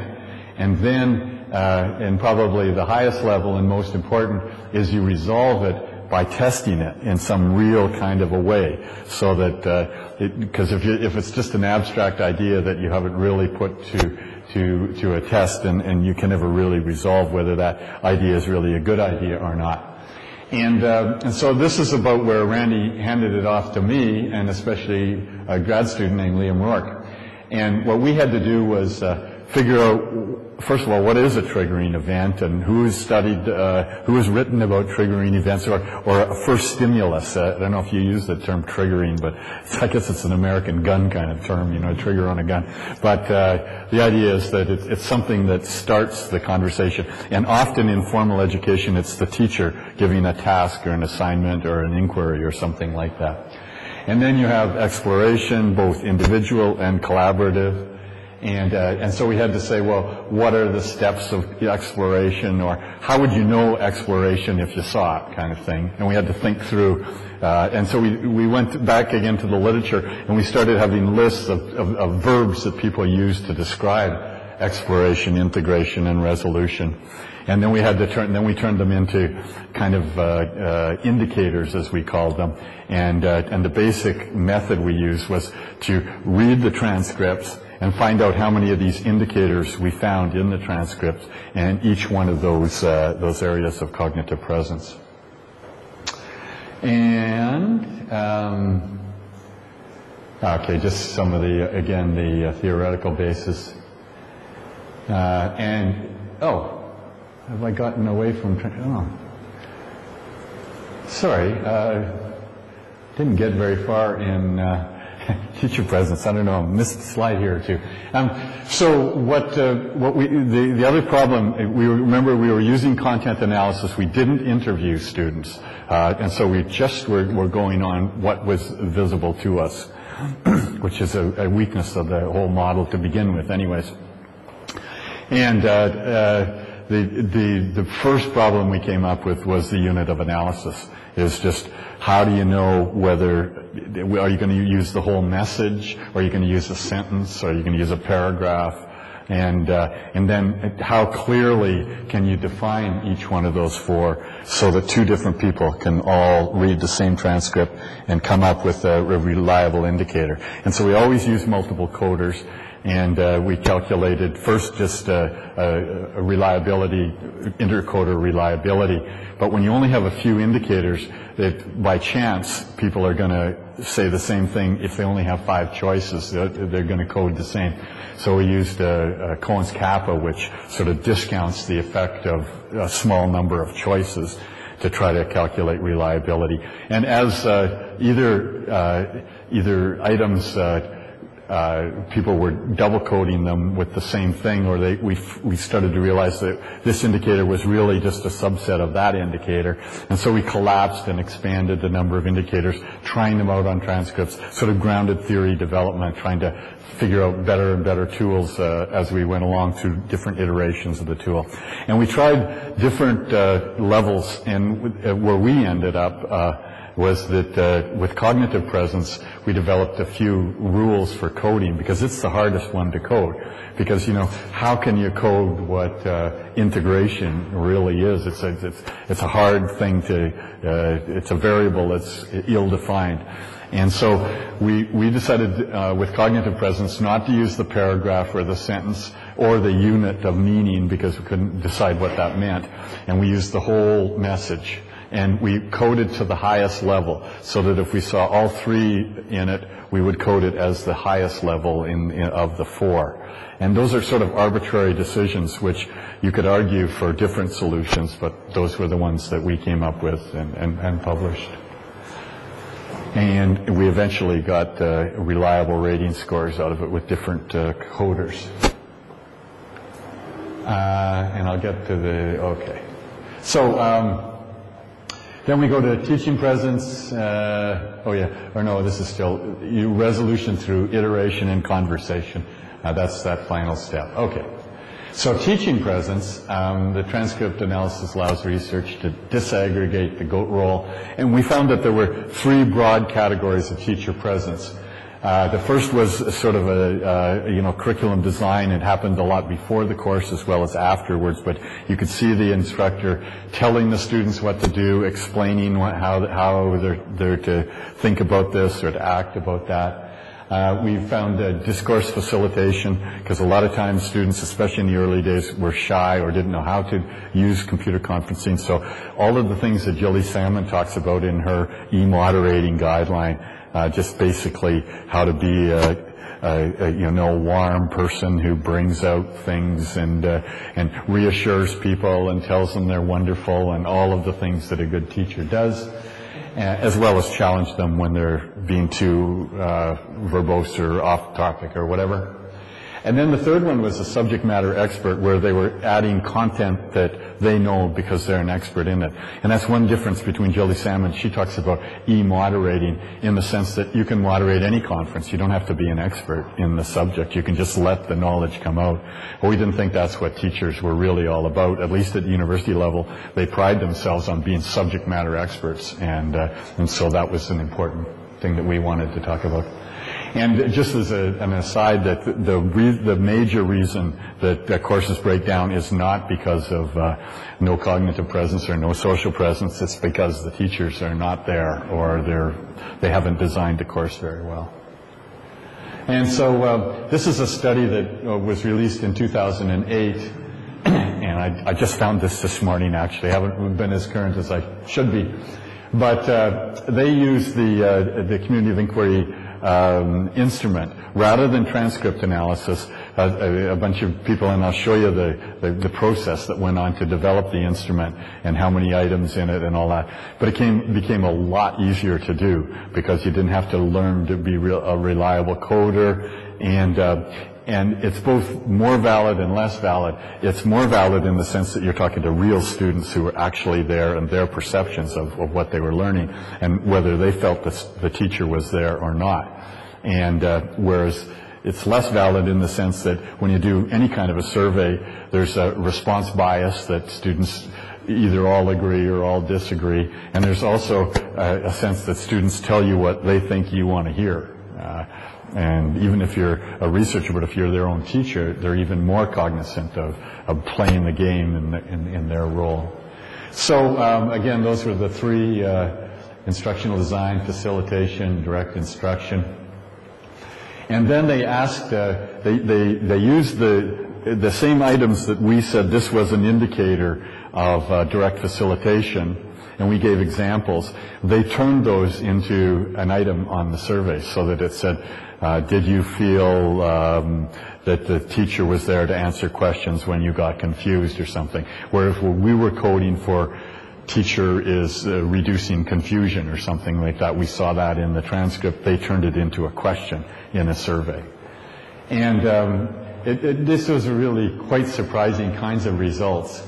And you can see the score here is, if they got a 4, that was the most common. So in here, they were strongly satisfied, and with a 4 out of 5.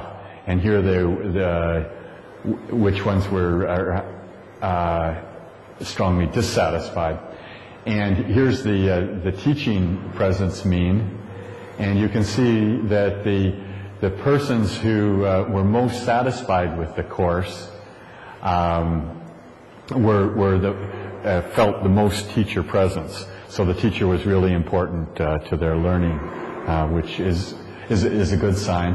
As well, the social presence, the people who were more involved felt a higher sense of social presence were most satisfied, and as well the cognitive presence. So this is pretty positive.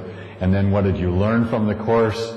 Again, you can see that the people who were most satisfied felt a high sense of teacher presence and social measures and cognitive. They were going up, all except for cognitive, not so much. Maybe it was too hard for them and they didn't like it or something like that. But anyways, it's generally all as you would expect and positive results.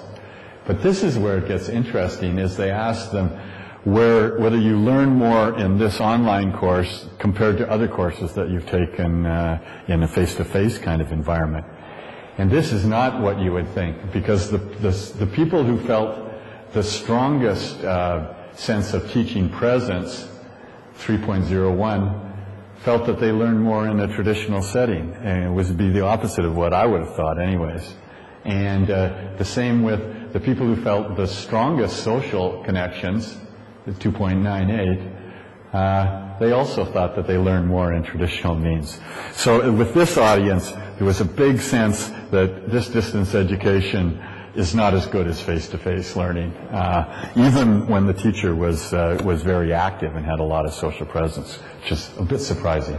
And maybe it's a bit to do with the sample. It was 87 students or something, so it wasn't a huge group.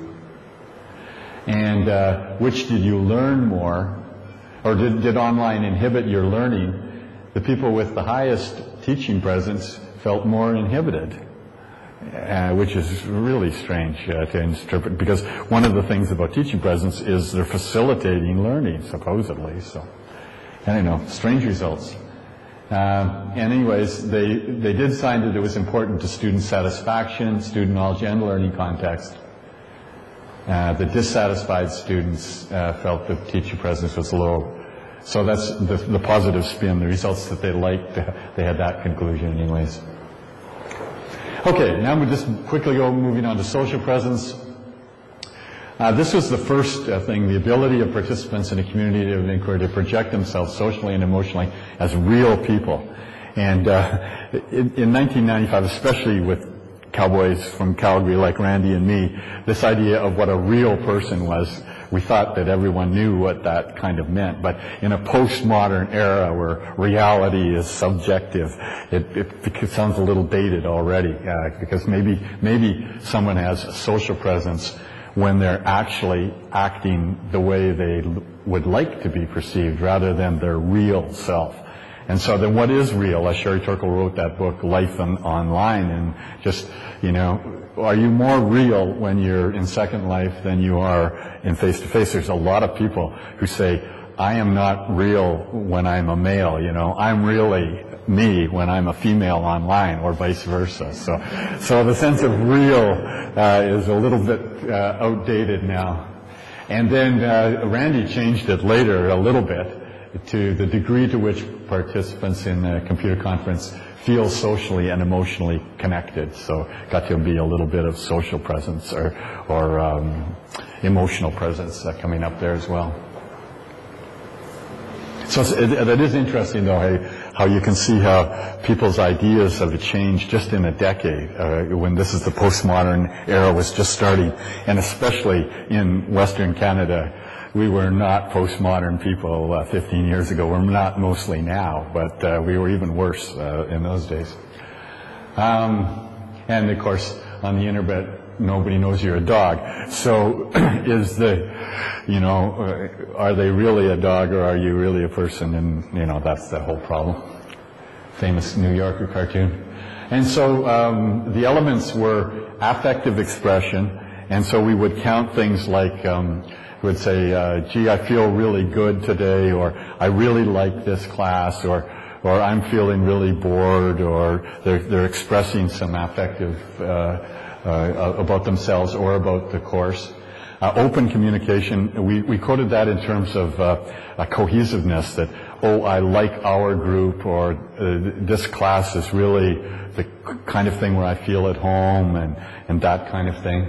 And group cohesion, where you're actually responding, you're saying, thanks, John, for what you said. I really like that, but I think it's a little bit more like this. Whether if just that, those words, thank you for your comment, if that's not there, then they're not showing so much social presence. So we counted how many times, and we didn't just count by the message this time. We tried to count the total number of social indicators per message to get a social presence density figure that we calculated from these exams. And there was also humor there. I don't know why they didn't add that one. Again, these aren't my slides, but I told you about how hard humor is to identify. Yeah, but and there is quite a bit of evidence from social sciences as well as from education that for a long time people said, well, you can't be real online, you can't have a real social environment. But Walter started talking about hyperpresence and the fact that you can be more real in this kind of environment than you can be in face-to-face even.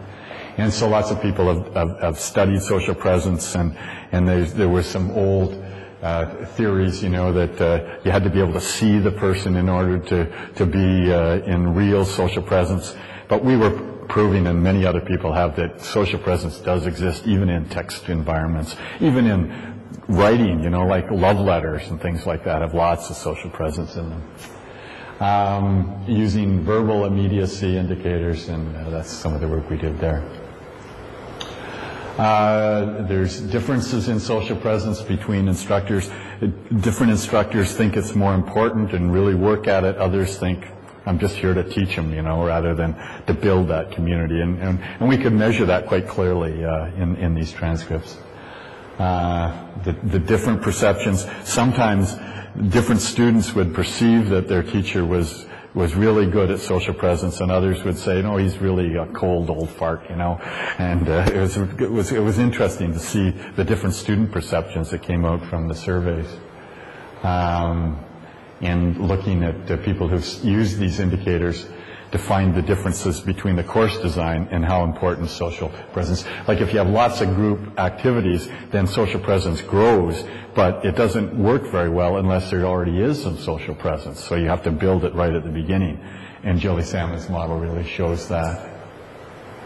Okay, so we had those three measures, and what we did was we published the first big article where we laid out this theory, and then we published 3 different articles, one on social, one on cognitive, one on teaching presence. And we're pretty careful to describe the procedures as best we could. And then other people continues to write back and say, did you really do this, or did you mean that, or how again did you do this, And I can hardly remember most of that stuff, and so it's a bit of a challenge, and especially since I don't do it anymore. But people are using exactly our methods, and they're refining them and improving on them all the time. But a couple of guys from West Virginia, Phil Ice and his colleague Sebastian Days, said that the community of inquiry is a great model, but transcript analysis just is not valid, and it's too hard to do. Oh, the other 2 things that Liam Rourke and I did, we published 2 other papers, one on reliability, where we really looked at what kind of indicators of reliability, what is reliability in this context, because it was so hard for us to get reliability. And previous to that time, we did a study of all of the people who had used transcript analysis to get published articles, and almost none of them had any reliability data. And if you don't have reliability data, and then you talk about means and standard deviations, and you start talking about statistical inferences that you're making without any indication of the data being reliable, it's a really bad thing to do in terms of scientific methodology. So we really spent a whole paper, and that was interesting too, trying to get that paper published, because a lot of people, the first journal we sent it to, they said, well, you haven't done any, there's no results here. And we said, well, this is a big enough issue, and nobody has looked at the issue of reliability in computer conferencing transcripts. And we had trouble. They said, well, use it and do something, but just don't talk about the methods. But afterwards, once it was published, that article gets quoted all the time by people who are serious about it. And then we went on to validity about a year and a half later, and that's where I sort of lost the faith in transcript analysis, when I started thinking about all the things that were not revealed in the transcripts. And that again led to this one. So the methodologies started with transcript analysis, and then people started saying, well, if you can't get reliable, is it still worthwhile to read them from a qualitative perspective and find the themes and see if there's teaching presence themes without having to count them? And isn't that a valid method? And so people have used the model that way. And then the survey.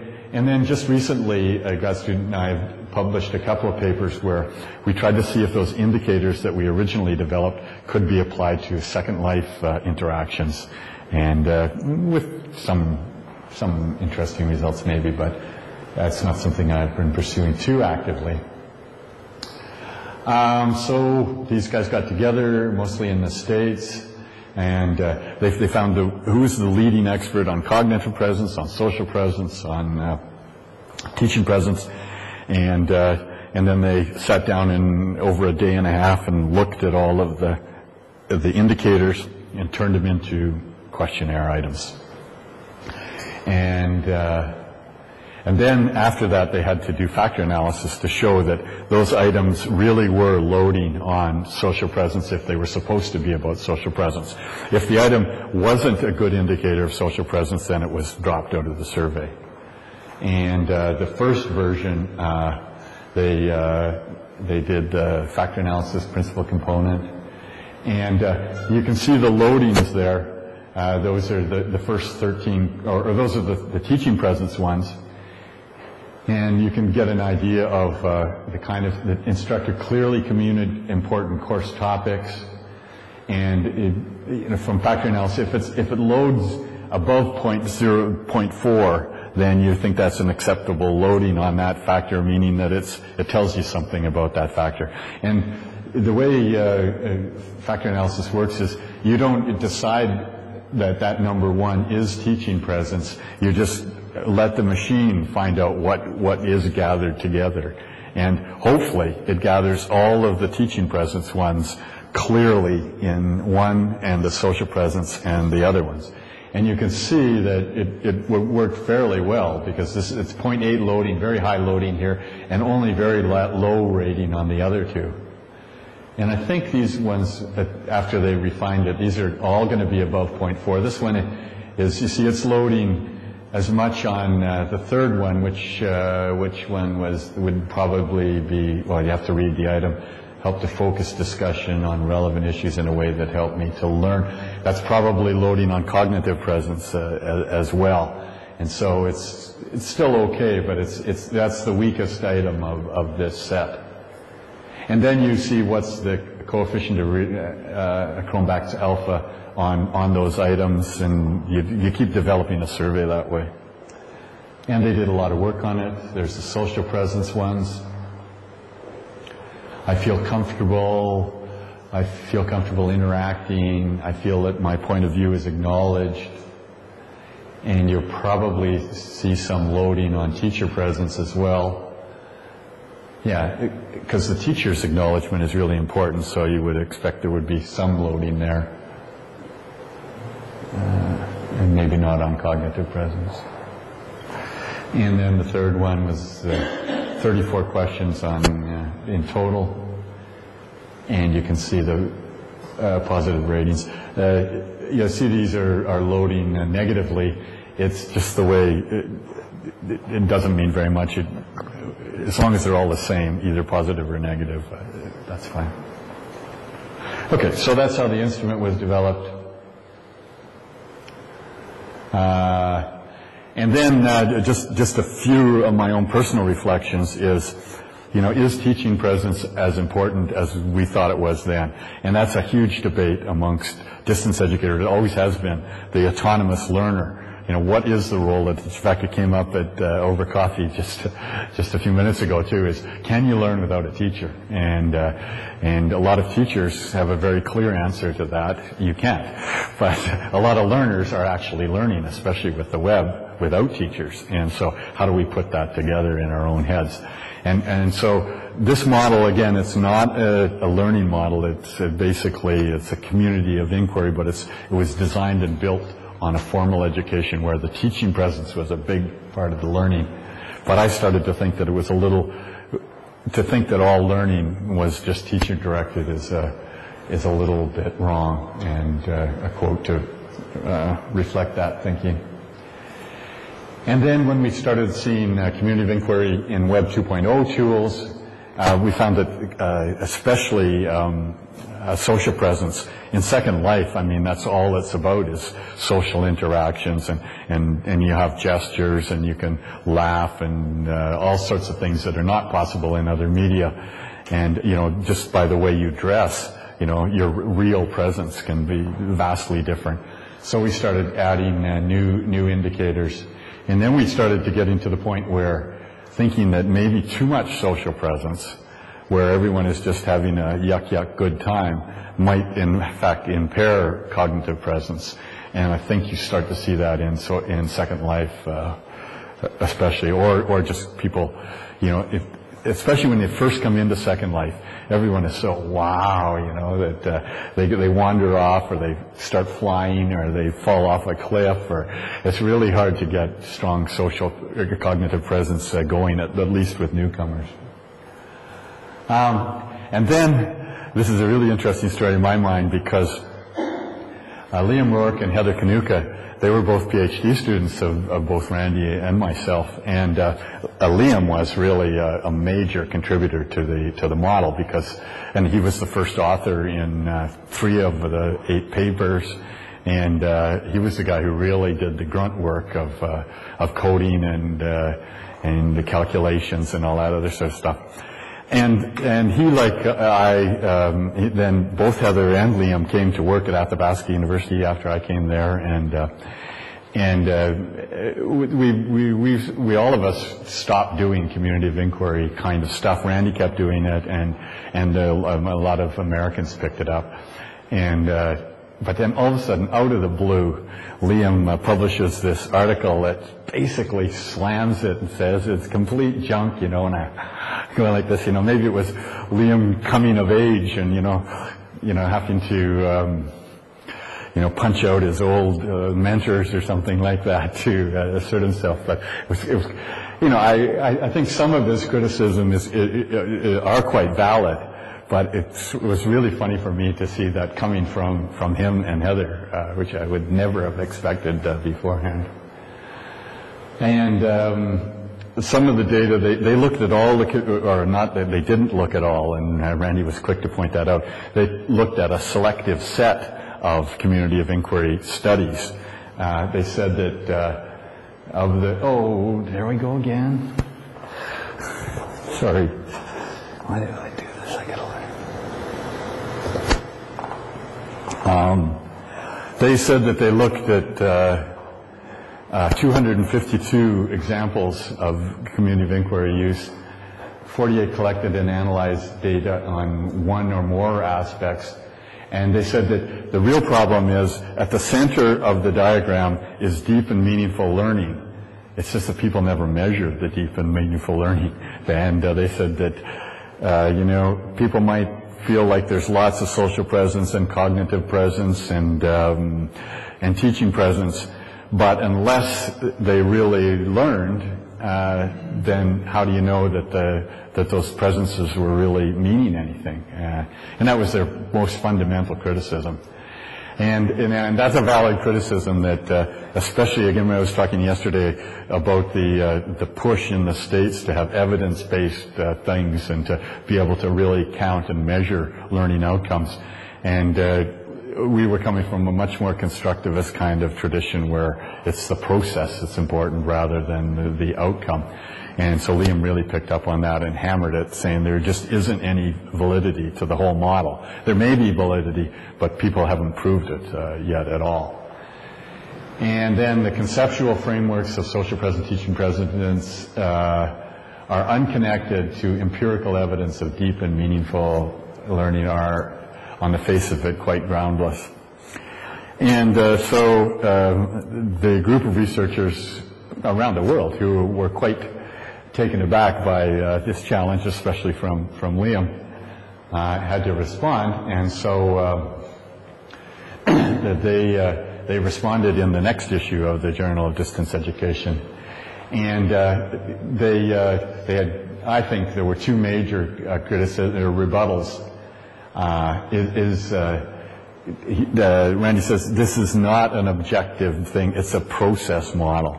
And it's more important to have a process that students learn and can learn that will guide them and help them throughout their life than to just measure, the tiny outcomes that happen in a course level kind of a basis.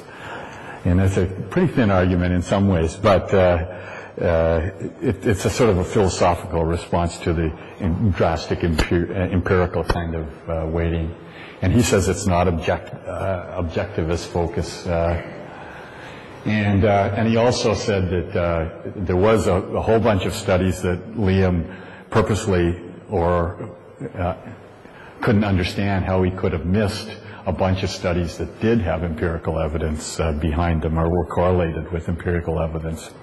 And also, the old argument that just because two things are correlated doesn't mean the one caused the other. Like, it took, 40 years of smoking before people were willing to admit that smoking causes cancer. It was associated with cancer, but it didn't cause cancer. And it takes a long time to establish a causal relationship from correlated data. And so Randy was saying, there's enough correlations here between active teaching presence and persistence and course outcomes and perceived satisfaction that just because there isn't all of them actually measured it on an objective test doesn't mean that it's an invalid relationship. And so nobody responded after that. I don't know. I think it was enough of a public dogfight. But the research continues, so it's been interesting. So where did we get in that whole process is, again, even if it doesn't become the subject of PhD dissertations, although it still continues to attract interest, especially the survey instrument and its use. Because now that we have a solid survey instrument, a teacher can actually use it. They can do one kind of learning activities in one class, and they can use the next class with a different set of learning activities, and they can measure the differences on the three presences, and they can measure it on the final marks as well, if they choose to. And relatively easily. So it's good for, sort of testing and intervention and having a solid instrument that you can use to do that. And it's also, as I think, just when you're talking to teachers about how to design an effective course, to get them to think about how much teaching presence do you have in this course, how much do you think you should have, how much time does it take to develop teaching presence, what is teaching presence, all those sorts of things, and social presence and cognitive presence, because teachers, they they inherently understand what teaching presence, what the idea of it is, because they do it in their classrooms all the time. And so it's a transferable idea, and it's a guiding heuristic, and I think that that's its most valuable contribution, and it continues to make that. It was developed in an asynchronous online context, and so the question is now, does it speak to synchronous? And people have used it in classroom learning too. The same indicators, just are people feeling comfortable? And you can imagine, you know, at least in North America, we have these 300, 400, 500 people in these big introductory lecture classrooms, auditoriums, and on major universities. And whether there's much teacher presence there or social presence, probably not very much at all. And does that feeling, you know, is it reflected in dropout rates and all that other sort of stuff? So it can be used in face-to-face as well. And then, is it a useful tool? Well, I guess it's not perfect, but I think it has made a contribution anyway. So. And I think, the one other problem that Liam noted and others have noted, they said, well, and we noticed this the very first time we analyzed, that we could find indicators of the first three, and cognitive presence is the most important, and because the other two are designed to lead to cognitive presence. And we could find triggering things easily, mostly by the teacher, but not necessarily. We could find lots of exploration as students pushed out ideas and talked about them and refuted them and all that sort of stuff.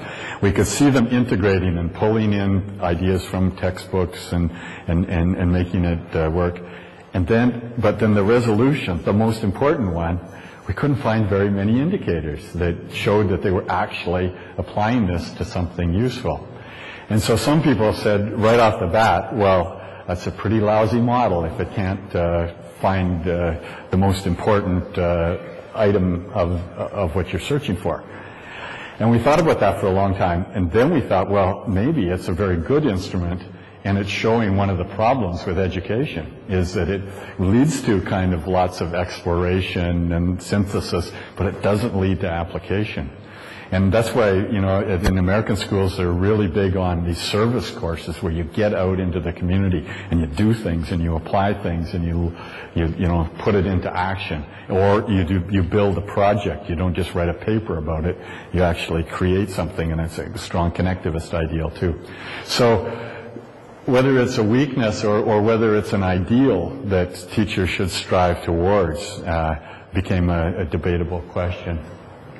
And so almost the very first article that we did on cognitive presence, we had to explain our own finding that there wasn't much cognitive presence in the courses we looked at. And so we had a whole bunch of possible reasons why, and we sort of left them with possibilities and no clear resolution. The first was instructional design. It's just a poor design, so there was never any application intended. The application was getting a high score on a multiple choice test or something, which is at best a synthesis, and it isn't reflective of really high application. Maybe the teaching wasn't done very well, or didn't drive students, or the learning activities were not strong enough to drive them to a resolution state. Maybe the resolution wasn't found in the transcripts. Maybe it was in the projects that they did, or in the essays they wrote, or even in the exam they wrote. So we were looking for something that was created through the process but wasn't demonstrated in the transcript. Or maybe in formal education, we're just not very good at real resolution to begin with. And so what would you expect? The fifth one is maybe it is a poor instrument. Maybe there is a lot more of that happening, and the community of inquiry model wasn't strong enough to be able to show where it was happening. Or maybe online asynchronous discussion isn't good enough as a teaching context or environment. And maybe it just takes too much time for teachers to get to that final stage, or maybe it takes too much time for researchers to find it, even though it's actually there, kind of thing. So we just left those as unanswered questions, and those questions have still not been properly resolved, but at least enough people have found it useful so that we can start to think that the instrument still has value. And I think it's been a motivation for a lot of the push into project-based learning. Connectivist ideals are saying that, and it goes right back to John Dewey too, who said that exact same thing. He said it's not good enough just to talk about it, you got to do it. And so maybe it was a positive thing that we could bring attention to the fact that final stage doesn't happen in a lot of formal education.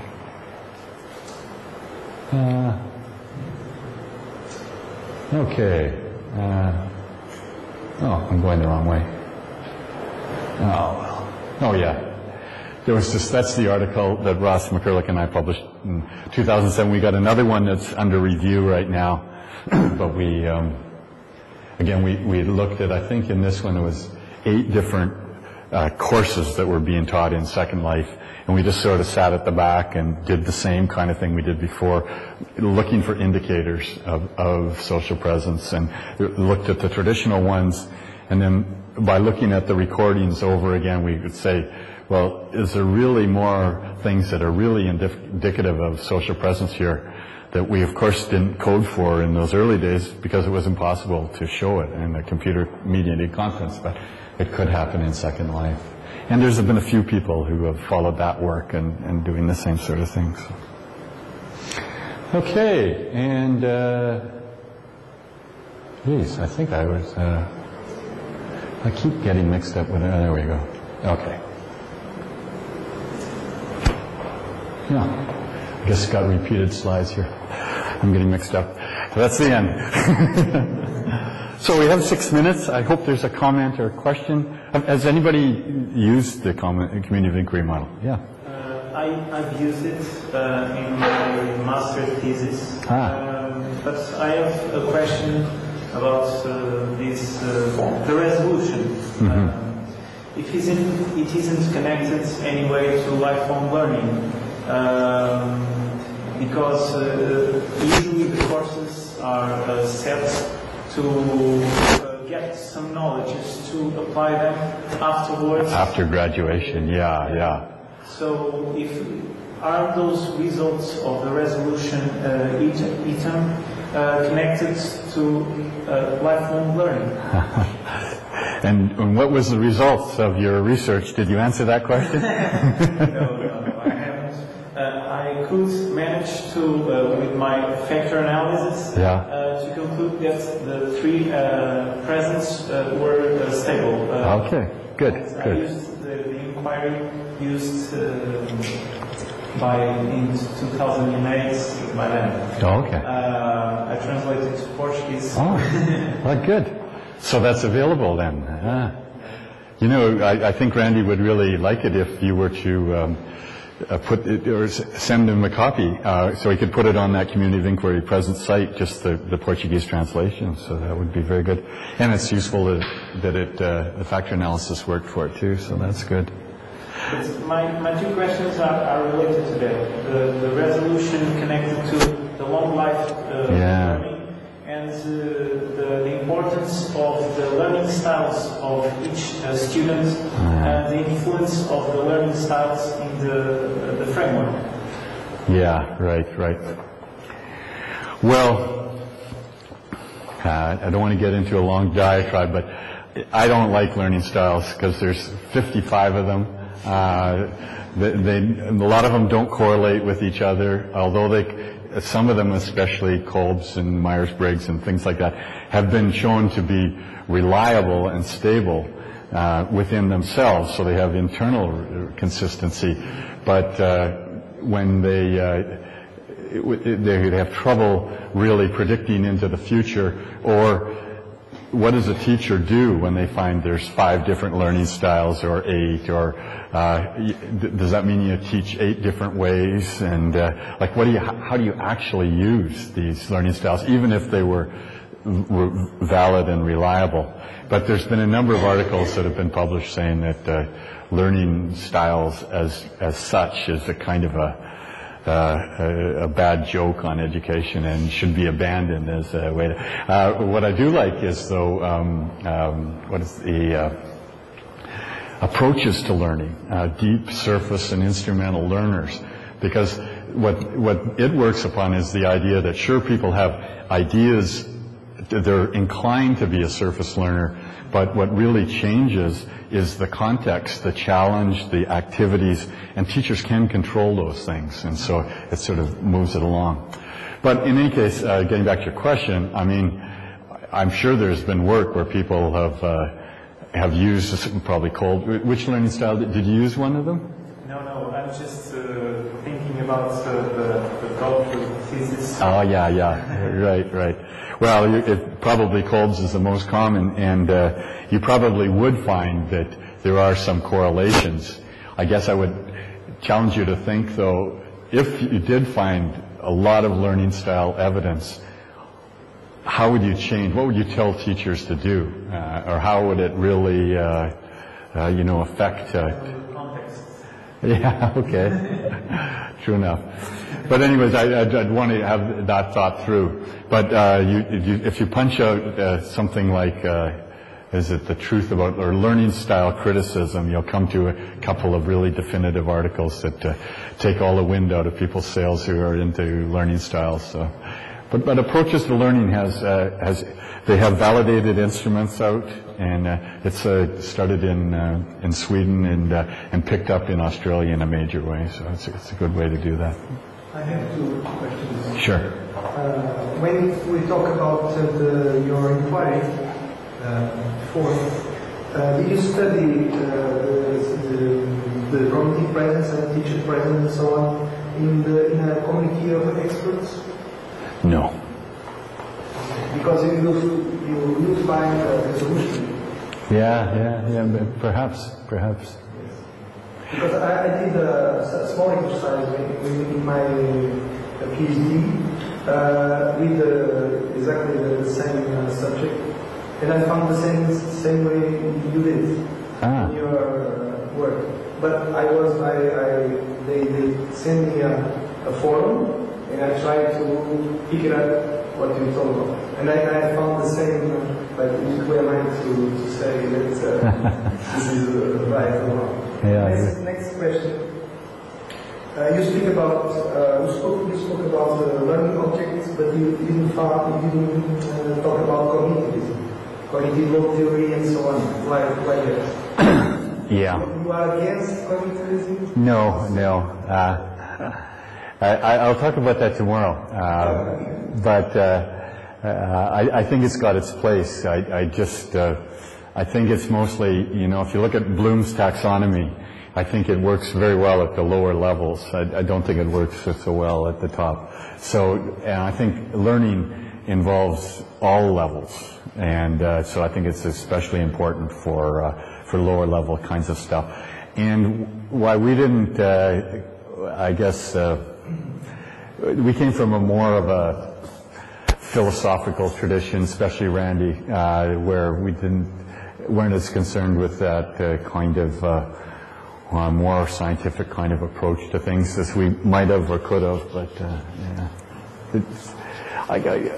I think it would be a nice extension of that work to try to show whether high cognitive presence is associated with too much instruction, with load, and what different kind of media effects could be real interesting too. But it wasn't an area we knew very much about and still don't. So. Yeah. Some question about the survey tool. The what, sir? Survey tool. The tool. The GUI. The tool. The survey. Okay, sorry. Is it open to? Oh yeah. Restructuring. You said that because when someone publishes a tool, it's finished. Because in the forums, I didn't know the person said she was doing some reformulations on only the survey. No, well, especially if the survey is licensed for under Creative Commons, which it is, then you're perfectly willing, and oftentimes like when students are working with me do a survey, I always ask them to see if they can find an existing survey and at least take items out of it, if not the whole scale. And they have to have a good reason why they change it, because you lose some of the power of the standardization and the factor analysis that comes in if you start fooling with it. But for instance, when we used the items on this with students who had been in Second Life, and some of the questions just didn't make very much sense in a Second Life environment, so we changed some of the wording. And we didn't have enough students to refactor analyze it, but we didn't think they were major enough to do anything to the intent of it, but it was speculation. So you certainly can, and they would probably welcome that. And as well, Phil Ice maintains a database of results from all around the world, mostly American, and he's getting, so he's got something like 70 or 80,000 responses, and with almost the identical survey across different institutions. And now he's starting to mine that data. So if you do use it, and especially if you did a translation and you tried to keep it as close to you as you could, then he would love to get the results to put into that database. And he would probably also be willing, if anybody is into stats, to give you the whole database and get people to analyze it again. I used it for personal development. I didn't know he was, and I translated it. But the question is it valid? Okay, you have to test it for Portuguese. Yes, right, yeah. But I use it only for personal development, because my work is something that seems to be alright for practice. It's really present. Right. Well, Phil Ice at the American Public University, 80,000 students, and they have turned their end of course evaluation is mostly that instrument with a few things added to it. So every year they get like 80,000 new responses, and it's got a huge number. Yeah, did I say 80,000? I meant 800,000 he's getting. So it's a huge data set. So.